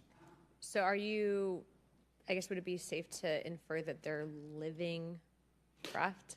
I'm not prepared at this point to state for the record is something alive or not, because even that definition is hard. There was a time in science we thought that life required oxygen, and we now know that's not true. There are anaerobic bacteria that thrive in oxygen environments that lack oxygen. And also the same with photosynthesis. When I was in college, I was told everything is derived from photosynthesis as a form of energy. In reality, that's not true. There are things that live off of chemosynthesis. So we're constantly having to reevaluate our understanding of what the definition of life is. Mm-hmm. Do any of you ever come across reports from people that claim to have firsthand experiences with these entities, whatever they might be, or these aircraft, and then as a result, whether or not they're religious, find that these things will automatically disappear? Anyone, and this is open to any of you on the panel. So just real quick, because I'm running out of time. Lou? Ma'am, I've always been a nuts and bolts kind of guy. When I was at ATIP, I was focusing more on the performance characteristics and less on the potential occupants. Okay, the reason I ask is because it seems like, just based on our conversations, that we've had people that say that there are good and bad of whatever these things are. And so my concern from a national security perspective is A, that true? B, are you guys hearing the reports of that? And C, I think moving forward in regards to technology, Mr. Gold, if you can answer this real quickly, some of these aircraft, it seems that they are operating off of energy that we don't currently have. But just yes or no, in your opinion, if we were able to obtain that, would that impact humanity for the better or negative? Would certainly save us some money on funding on Artemis. Definitely. And this is a national security issue, that if there is such technology out there, we're not the only country that might have access to it. We don't want to be on the wrong end of technological surprise. Okay. Thank you guys for your time. All right, thank you. I will now recognize Mr. Garcia for 5 minutes. Thank you, and I apologize for stepping out. My governor is here upstairs, so I'm trying to get in between meetings, so apologize for that. I want to just start by just asking everyone on the panel or witnesses, and I had a chance to read all the testimony before, but just to set the agenda, just if we can go down real briefly, do you believe, just for the record, that the federal government, any part of the federal government, is knowingly concealing evidence about UAPs from the public? Yes, sir. 100%. Yes. Yes. Thank you. I also want to just go down the line. I know many of you have already said this, but I just, for the record again, just briefly, what do you believe UAPs could be or are? Strong evidence that they are non-human, higher intelligence. I echo my colleague's comment, sir. Genuinely do not know. Don't know, but we must find out. Okay, thank you. I appreciate those answers, gentlemen. I think this is obviously another remarkable hearing with just really important information, so I thank all of you for answering the questions. Admiral, I just want to go back to one thing. Now, last year, our subcommittee heard from 2 retired Navy pilots, Lieutenant Ryan Graves and Commander David Fravor, regarding UAPs. Actually, I think Ryan is here in the audience and been a great person to get to know and to have conversations with. He, of course, has been involved in the Safe Airspace for Americans Act with Chairman Graves, with Chairwoman Mace for UAP reporting by civilian aviation personnel. Can you discuss briefly why it's important for civilian pilots to be able to report UAPs and why these legal protections are critical for our national security? Yes, Congressman, thank you. And I did invite Ryan Graves as my guest, as I'm on his advisory board for the Americans for Safe Aerospace, and the legislation that you supported and introduced, I fully support as well. And I think it's important that more civilian pilots, commercial pilots, report so we can better understand and learn and do research on UAP, as well as remove the stigma so more citizens report on what they observe. And also, it'll only contribute to aviation safety when we have a better understanding of where these UAP are, how they operate, and at what frequency and what capability level. So it's important for aviation safety, and it'll be important for moving science and research forward. Thank you, sir. And I just want to reiterate to my colleagues, I mean, this is a very bipartisan piece of legislation, and we just got to continue to get this through the Congress, and it's incredibly important that civilian pilots have the opportunity to safely report the UAPs that they are seeing or encountering in the air. And I can't express how critical this piece of what I believe is a larger collection of evidence and facts actually happen. We've been approached by pilots. I've talked to folks that have been engaged with our office and others, and there is still enormous stigma. And essentially, we don't have a system where folks are feeling free to be able to report what they're seeing. And so I just want to reiterate that advocacy. Mr. Gold, in your testimony, you discussed NASA's aviation safety reporting system, a confidential, non-punitive reporting mechanism. In the Safe Airspace for Americans Act, we explicitly allow for civilian reporting, of course, of UAPs. Can you explain why the NASA task force recommended the use of the aviation safety reporting system? The aviation safety reporting system is an existing system that is trusted, that has taken hundreds of thousands, now millions of cases. And again, recognizing budgetary constraints, this seemed like the perfect way to be able to gain more data. And when it comes to the stigma, sir, it's something that pilots are used to reporting on, that crew is used to reporting on. So it's a great way to get data, to overcome the stigma without spending really that much more additional money since the system exists. Thank you so much for your support of that. Thank you for what Ryan Graves does. This is a common sense means to expose the truth of UAP for the purpose of this hearing. Thank you. And I just want to also add, now earlier this year, as part of the House Defense Authorization Bill, the NDAA, I had filed an amendment to include the UAP Disclosure Act, which would create a UAP Records Review Board and exercise of eminent domain over UAP-related material, modeled actually on the JFK Assassination Records Collection Act, which is widely known. Now, the amendment was blocked, but thankfully the Senate included the amendment by Senator Rounds and Schumer for the UAP Disclosure Act. So I just again want to say that we should be pushing and ensuring the UAP Disclosure Act, which is bipartisan in its support, should move forward. And if I can just briefly, particularly Admiral, can you just briefly, as I close my time, explain why the UAP Disclosure Act would be critical for us and our national security? Thank you, Congressman. Yes, I believe the UAP Disclosure Act is important for national security, as well as advancing potential socioeconomic benefits resulting from UAP research, as well as public safety, as we referred to previously regarding aviation. And this act will allow for greater transparency and open research, and that's why I'm also a member of the UAP Disclosure Fund as an advisor, as in the Sol Foundation, as an advisor, senior strategic advisor, which is advocating for the same. Thank you very much. I yield back. All right, thank you. I'd like to recognize Mr. Biggs for 5 minutes of questioning. Thank you, Madam Chair. Thank you for holding this committee. Thank you to the witnesses. Admiral, the video that is called the Go Fast video, the email that you've talked about being deleted, I just want to briefly cover this. You said that the email, the author was asking whether any of the recipients were aware of the classified technology demonstrations that it could explain the objects that were observed. And then you said the email disappears. Then you guys have a series of meetings. The commander of fleet forces and his operations officer never discussed the incident again. Is that right? Is that accurate? That's accurate, sir. And even during weekly meetings, it was never discussed again. My question for you is, you were in those meetings. Did you personally hear that nothing was going on about that? Yes, sir. I was in those meetings, and did you make inquiries about that? No, I did not, sir, because I inferred, since I had been read into other special access programs, that this UAP video was part of one that I was not read into, or any of the recipients, or the author of the email, and that an intelligence agency basically pulled it back and instructed the author of the email, hey, this is, you just conducted what they call spillage into a lower classification level, and when that's done, the procedures are basically to remove any of the communication. You're going to silo it. So, and you, Mr. Elizondo, you said in your report and your testimony today, a government work on the UAP subject still remains classified. Excessive secrecy has led to grave misdeeds against loyal civil servants, military personnel, and the public, all to hide the fact that we are not alone in the cosmos. Fair?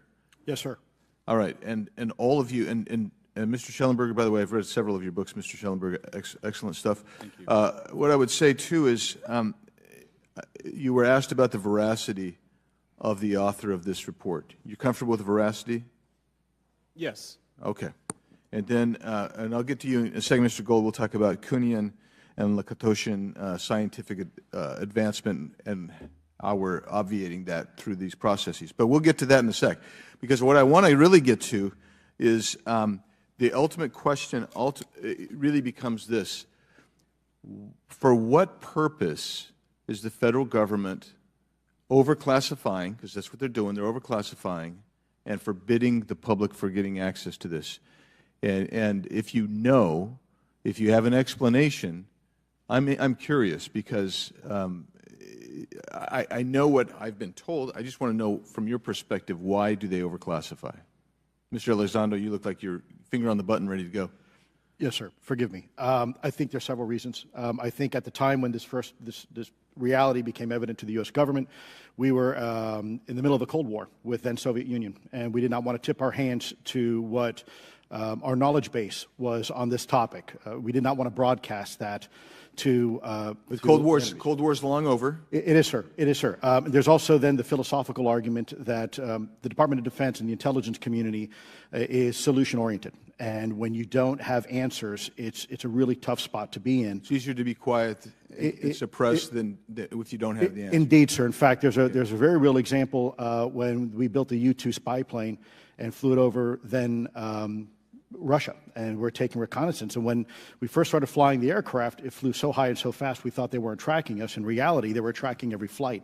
It wasn't until the Russians could develop the SA-2 surface-to-air missile and successfully shoot them down. I would suggest to you also, along with Lakatos and Kuhn, you also have a problem with Kenneth Arrow's path dependence or increasing returns. That's one reason why they won't disclose it. It's too painful to admit. But I just want to read a couple things from Mr. Shellenberger's what he gave to us today, because I think this is interesting stuff, and I just want to convey this to you. On USG networks, there exists infrared footage of and imagery of a grouping of vessels engaged in SIGINT and massive collection at night in a specific area of the Pacific Ocean. This footage, which was in close proximity to the vessels, a large equilateral triangle UAP suddenly appears directly over the ships. These three bright points are seen at each bottom corner of the UAP, which is observed to slowly rotate on its horizontal axis. And he goes on to describe that. And I just want to read one more, and I'm doing this because I think it's interesting. This stuff is interesting as anything. So let's get this one here, right here. While performing a routine airspace surveillance and control mission in the Eastern Air Defense Sector, an F-22 fighter observed multiple UAP contacts at mission altitude. Moving to intercept the F-22, pilot noted multiple metallic orbs slightly smaller than a sedan hovering in place. Upon vectoring towards the UAPs, a smaller formation of the metallic orbs accelerated at rapid speed towards the F-22, which was unable to establish radar locks on the presumed hostile UAPs. The F-22 broke trajectory and attempted to evade, but was intercepted and boxed in by approximately 3 to 6 UAPs. And then I'll leave that there, but because I just have no more time left. Well, she's not looking. So let's just get into let's get into part of this. I thought I would be saved by the bell. No. Let's talk about Kuhnian, Lakatoshian type of scientific development, and the problem that we have here is you have institutional blockage of what would be normal development of scientific ideas. And if you want to expand that, Mr. Gold. We're over time, so be very fast, please. I'll just say I'm a recovering attorney, so please take it easy on the science. But all breakthroughs have been heretical at first, and that's the challenge that we face, particularly with something as extraordinary as this, which is why gathering the data is so important. And I'll just end by saying, by the way, the overclassification of material is in no way limited to UAP. That is occurring throughout the government, as well as the inability to get people classifications in a timely and efficient manner, and then to have those classifications be broad enough to be useful. So this is a larger issue that I hope that Congress will look at. Thank you. Thank you, Mr. Biggs. I've been generous. All right, Mr. Burleson, I'll recognize you for 5 minutes of questions, please. Thank you, Madam Chair. Mr. Elizondo, does any branch of the United States government or defense contractors possess technology? Sir, there's documentation that I believe was submitted for the record that was approved for release by the U.S. Pentagon, by the Department of Defense Office of Pre-Publication Security Review, and it states one of the reasons why my predecessor program, OSAP, was trying to collect material of unknown origin. Was it successfully collected? It was not. What happened is that there was an aerospace contract company that requested to divest itself of the material that was collected in the 1950s. Right. Unfortunately, that didn't actually occur. So let's dive into that. That's the Bigelow Aerospace, correct? So yes, sir. There was a journalist, Christopher Sharp, who said that there was a transfer between Lockheed Martin, Bigelow Aerospace, and the CIA allegedly blocked this. Can you describe that? What I can say is that it was blocked. Why it was blocked, I can only surmise. I was part of some conversations later on with some of those contract personnel where they had told all of us that is accurate. What we required was a memo from the Secretary of the Air Force in order to make that complete, and that never occurred. And so when Secretary Mattis became Secretary of Defense, I decided it would be appropriate for me to try to receive a memo from him as SecDef, as Secretary of Defense, if we could not get a memo from the Secretary of the Air Force to transfer that material. So if that material exists today, who's in possession? Sir, I wouldn't be able to have that conversation in an open hearing. We'd probably have to have that. Okay, my question to you then is, if we were in a secure setting, if we were in a SCIF, would you be able to provide or get access to something, whether it's visuals or material that we could put our hands on, or biologics, that would convince me, that would show me that we have non-human origins? Sir, that decision would not be mine. That would be to the gatekeeper still in the U.S. government. And who would we, so if you were in our shoes, where would you go from here? How would you get that information? A lot of times we just don't know who to ask because we don't know where to go next. So if you were in our shoes, where would you go? Well, I prefer to answer that question in a closed session. However, we established AARO for that very purpose, and unfortunately, under its previous leadership, it failed. So one would hope that they would have the authorities necessary to do that. Let's hope that this new iteration of leadership will be successful. In the discussions, it's simply about material, or is there discussion about it was previously testified that there was biologics that were collected. Are you aware of any of that? I am, sir, aware of the reporting that biologics have been recovered. Again, my focus was more nuts and bolts, looking at the physical aspects of these phenomena, how they interacted around military equities and nuclear equities. So I'm certainly not a medical expert. I would not be able to probably provide you a whole lot of value in that simply because I don't have the expertise. But was anything described as that we have possession of bodies? Yes. Yes. Is it multiple types of creatures, or? Sir, I couldn't answer that. I can tell you anecdotally that it was discussed quite a bit when I was at the Pentagon. The problem is the supposed collection of these biological samples occurred before my time, in fact, before I was even born. And was this part of the Lockheed Martin discussion, or was this the biologics is a completely separate? Separate yet related. Okay. Has anyone made contact? Sir, I'm sorry, could you specify? Has there been any, to your knowledge, any communication with a non-human life form? So the term communication is a bit of a trick word because there's verbal communication like we're having now. The problem is you also have nonverbal communication. And so I would say definitively yes, but from a nonverbal meaning, when a Russian reconnaissance aircraft comes into U.S. airspace, we scramble 2 F-22s, and we are certainly communicating intent and capability. I think the same goes with this. We have these things that are being observed over controlled U.S. airspace, and they're not really doing a good job hiding themselves. They're making it pretty obvious they have the ability to even interfere with our nuclear equities and our nuclear readiness. Is the United States government and our contractors, are they pulling technology from this? Or they're reverse engineering this? Sir, as I previously stated, and please forgive me, I am not authorized to discuss specifics about crash retrievals.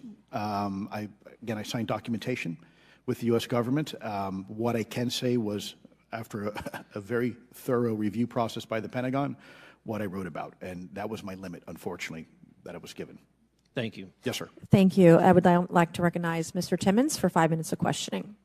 Thank you, Madam Chair. Mr. Elizondo, you just said something interesting. You said they don't seem to be hiding. They don't seem to be hiding. The UAP sightings are becoming increasingly brash, if you will. And, we've been hearing about these for years, but they've generally been isolated and not as consistent and over-critical military installations. Would you say that's fair? Is this becoming increasingly often? Is it happening more and more? Great question, sir. Let me see if I can answer this for you. Certainly, there seems to be some indication that they're being provocative, meaning that they're, in some cases, literally splitting aircraft formations right down the middle. So that's an air safety issue. The question is it the frequency increasing? And really the response is it depends. yes, it's possible that there is an increase in frequency, but it's also possible that there's heightened awareness now, and there's also more pervasiveness of technology out there that's collecting this information and that can record this information. So we're not quite sure yet if it's actually an increase in numbers of these events, or is it that we have better equipment now that to record these things, and we have a better ability, if you will, to analyze these things. And that's my next question. It seems that a lot of these sightings occur near military installations. Do you think that these UAPs are intentionally targeting military installations, or do you think that we have increased abilities to monitor surrounding the military installations? Sir, maybe both. Part of my concern is we have something in the Department of Defense and the intelligence community called IPB, Initial Preparations of the Battle Space. And we use equities like ISR, intelligence, surveillance, and reconnaissance, and other type of equities and technologies to prep the battle space. And certainly, if I was wearing my national security hat, even if there was a 2% chance that there was some sort of hostile intent here, that's 2% higher than we really can accept. And so we must figure out, there's a calculus, capabilities versus intent, in order to identify if something is a national security threat. We've seen some of the capabilities, yet we have no idea in the intent. And so this is why this discussion is somewhat, I think, problematic from a governmental perspective, because we have no idea.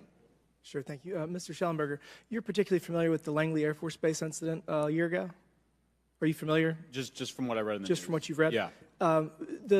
I would imagine a large percentage of the American population became aware of that with the Wall Street Journal article. Would you agree with that? Yes. And were you aware of that incident prior to the Wall Street Journal article? No. To the rest of the panel, was the Wall Street Journal article the first time that y'all were made aware of what was essentially an over 2-week UAP frenzy over Langley Air Force Base? Were y'all aware of this prior to the Wall Street Journal article? Anybody? Show of hands. Yes, sir. Dr. Gallaudet, could you give me how did you become aware of it? A colleague of mine who I referenced previously, Chris Mellon, he wrote an extensive article about this, that there were other incursions of drones over Langley before this, as well as many, many military installations over the last 5 decades. And it's my understanding that there's been an ever-increasing in number, and I'm trying to think how to say this because I wear 2 different hats. I'm still in the Air Force. So I mean, it seems that they're becoming increasingly brash, and the question that we really have to figure out is it China or is it non-human? And I think that's the biggest question the American people want to know. If it's China, it's scary because they have a lot of technology that we cannot explain. And if it's non-human, that's scary because we don't know the intent. Would you say that's fair? Yes, Congressman. And in fact, I really believe that we should use this hearing as a catalyst to improve and bolster our air defense capabilities and our maritime domain awareness capabilities, because obviously there are holes in it, whether it be UAP of non-HI direction or NHI direction, or, as you say, sir, China or any other adversary. Are you all aware of any task force at the Pentagon or in the national security apparatus that's trying to assess the answer to that question? At the current moment, sir, no, but this is a great point. From 2020 to 2022, there was a UAP task force in the DoD succeeding where Mr. Elizondo worked, led by Jay Stratton, who had the first comprehensive whole-of-government approach to UAP, which involved pathways to declassification and to increase transparency, as well as assessing the national security risks of UAP. This was a really well-established approach, and we have all advocated that something like it return. I'm running out of time. The last thing is that we need authorities. The law enforcement, military do not have authorities to actually engage, and Congress needs to act to give those authorities to local law enforcement and the military so they have clear guidelines on how to assess these issues going forward. I yield back. Thank you. Thank you. I'd like to recognize Ms. Boebert for 5 minutes of questioning. Thank you, Madam Chair. Now that we have all been cautioned in this committee hearing that the mention of Pentagon's Immaculate Constellation program could put us on a list, well, I already find myself on many lists, I'm sure. So I speak my mind often, so why not just keep going with it? May as well just go all out and say it. The Earth is flat, birds are government drones, and we've never sat on foot on the moon, and Joe Biden received 81 million votes in the 2020 election. So let's just see how many lists we could get on here today. But Mr. Shellenberger, I wanted to ask you, I think I understand from this hearing that you would agree that classifying information like this is not in the best interest of the people. Is that correct? Yeah, I mean, with the caveat that, of course, I would support classification necessary to protect secrets essential to national security, but I think it's pretty obvious that there's overclassification. Overclassification, yes. And so in most instances, if they can't tell us what, do you think at some point they'll at least tell us why? President-elect Trump has repeatedly committed to greater transparency, both on the UAP issue, on JFK files, on COVID origins, and many other things. So I think that we need to make sure that the next administration is held accountable for that. Agreed. And this is for all four of you. Yes or no, please. I have many questions I want to get to. Are there any known instances of recovered materials or technologies that are not of human origin and maybe connected to any advanced bioscience defense programs within the USG? I don't know. I wouldn't be able to answer that, ma'am. I don't know. I don't know. Okay, so there are rumors that have come up to the Hill of a secretive project within the Department of Defense involving the manipulation of human genetics with what is described as non-human genetic material, potentially for the enhancement of human capabilities, hybrids. Are any of you familiar with that? Yes or no? No, ma'am. I am not, ma'am. I'm not. No, ma'am. Okay, I would like to know, with Immaculate Constellation, how does this relate to UAP activities, Mr. Schellenberg, in oceanic environments? Are there any instances where the Navy or other maritime forces have encountered UAPs that could not be explained by known technology or natural phenomena? Yeah, the Immaculate Constellation covers both terrestrial and oceanic, and there's actually a number of cases described in the report that occur in the ocean. And do you believe that there is a concerted effort by the Pentagon to keep Congress out of the loop regarding these UAP activities, specifically in our waters? Yes. I think it's about 5% of our ocean that's actually been studied in detail by man, and we've studied more of space than we had of our own oceans. And so are there any accounts of UAPs emerging from or submerging into our water which could indicate a base or presence beneath the ocean's surface? I don't know about a base, but as I mentioned, I had a different source entirely describe this pretty extraordinary footage that exists of orbs, of an orb coming out of the ocean and being met by another orb. Some would say that there's multiple hotspots where we see frequent activity. So in your investigations, have you come across any data or visual evidence like sonar readings or underwater footage of these UAPs? I have not beyond what's in the report. You've written about UAPs not only in the air but in underwater.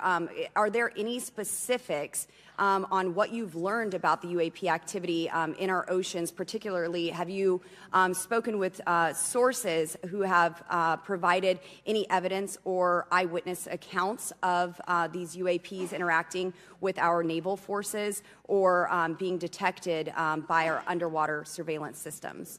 Nothing beyond what's in the report and then the specific case that I mentioned with the orbs. So this report says it all. There's no other information that we are aware of regarding the activity within our waters. I have other sources that have told me that have shared a significant amount of information, but they're not comfortable with me sharing it at this point. Okay. Are there any technological capabilities observed in these oceanic UAPs that seem to defy our current understanding of physics or our engineering capabilities? It seems like they all do. Yes, I would agree with that. My time is up, but I do appreciate your bravery, your courage for coming here and speaking today. And it seems like there's still some questions that we need answers to, and we will not relent until we get those to the American people. Thank you all. Thank you. I move to allow myself and the ranking member 5 additional minutes for questions without objection, so ordered. Mr. Elizondo, were you read into the Immaculate Constellation?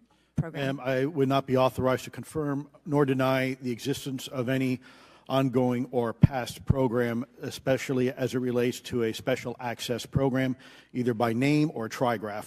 Okay, and then does the U.S. government or private contractors, they work with other foreign countries, China, for example, to exchange data, quote, from a source, that intelligence data about UAP?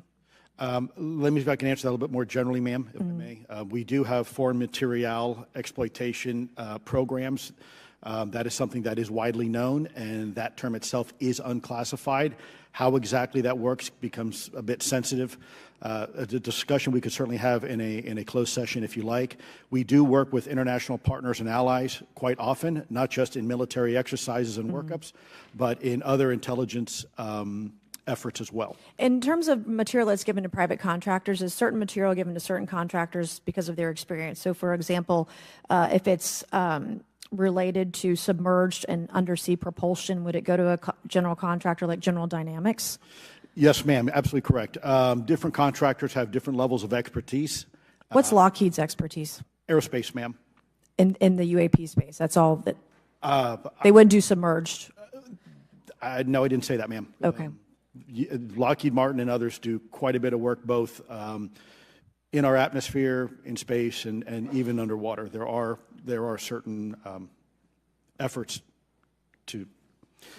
It's a tough question you're asking. You put me on the spot here. I'm looking for the answer. Yes, ma'am. No, they are involved in a lot. I would rather let Lockheed Martin explain the different domains that they are involved with. Probably I'm not authorized to discuss that, but they are involved in a lot of different areas and domains. Admiral, flight safety risks for our pilots, based on what you've experienced and seen in your career. They're extensive, and the one exercise I referred to where I received the email that was then deleted was the pilots, and this is worth bringing out. There are debunkers out there who have said the Go Fast video was just a balloon. That was only one video that was released. There were dozens of these encounters that pilots, friends of Ryan Graves, who's in this room right here, witnessed and caused significant safety concerns. And to almost call out and exercise it and shut it down, which is very compressed, and the carrier's getting ready for deployment, and the pilots have to get certified to land on a carrier, it's extreme, to say the least. All right, I have two last questions. Real quickly, Mr. Shellenberger, how do we get more whistleblowers to come forward?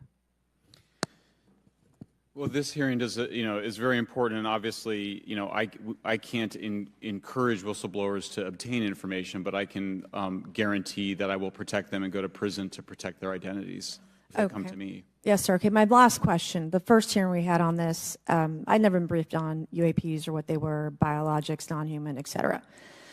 How would you define, each of you, my last question, how would you define non-human biologics, non-human intelligence? What are we actually talking about?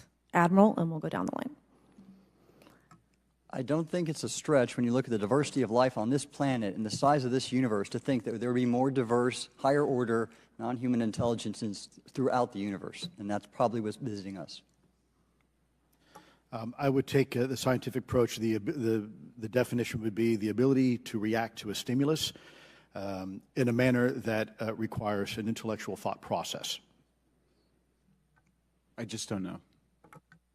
I think we must be modest in our assumptions that we're looking for intelligence. That could be biological, it might not. Non-biological, but what non-biological intelligence, what does that mean, though? Artificial intelligence, ML, machines. We assume that all intelligence would be like us, and every time we look out in the universe, we are humbled relative to what we don't know in terms of the forms of intelligence and what it may take. I can assure you I probably can't ask you your question, but I think the ultimate answer is going to surprise us all. And then, Mr. Garcia, you had a few closing remarks. And I know we're about to hit votes here, so I'll be brief. I want to thank you all for being here. I want to thank Chairwoman Mace especially for holding this important bipartisan hearing. And I want to thank all the committee members that are interested in this topic. I think our commitment to all of you and all the folks that have contacted us, and certainly to the advocates and the pilots, is that we need to continue investigating UAPs. I think the country is owed explanations and ensure that the safety of national security is always protected. This is a conversation and questioning that must continue, so I'm very grateful to all of you. And I also just want to add, just personally, I think it's really important for me, two things guide my questioning and my observations on UAPs is, one is we should always be guided by facts, science, and data, and stay serious on those issues. And the second thing is I think that we should not limit our imagination and our thoughts and our curiosity on what UAPs could actually be. And I think those two things for me are really important, and I'm grateful for all of you to be here. So with that, I yield back. Okay, and we have Mr. Ogles, who is on the way. He's going to be here any second. Is that correct? Want to check, and he'll be the last member with questions that we have today, and then we have votes. So we want to thank you all for being here. I want to thank Mr. Garcia and folks on both sides of the aisle for being here today and being patient. We have a lot more questions, and I hope that this will open the door to more hearings in the future. I obviously would like to know how much taxpayers are spending on this. You have the right to know, but also if we're spending money on something that doesn't exist, why are we spending the money? And if it does exist, why are we hiding it from the public? And of course, our national security is a huge issue, because if there's technology that could harm us or our allies that are in the hands of our adversaries, we obviously want to stay ahead of that to the best of our ability to ensure that that technology is not in the hands of someone who could use it against us or our allies anywhere in the world. So, Mr. Ogles, you're just in time, babe. I will recognize you for 5 minutes of questioning before we head on out today.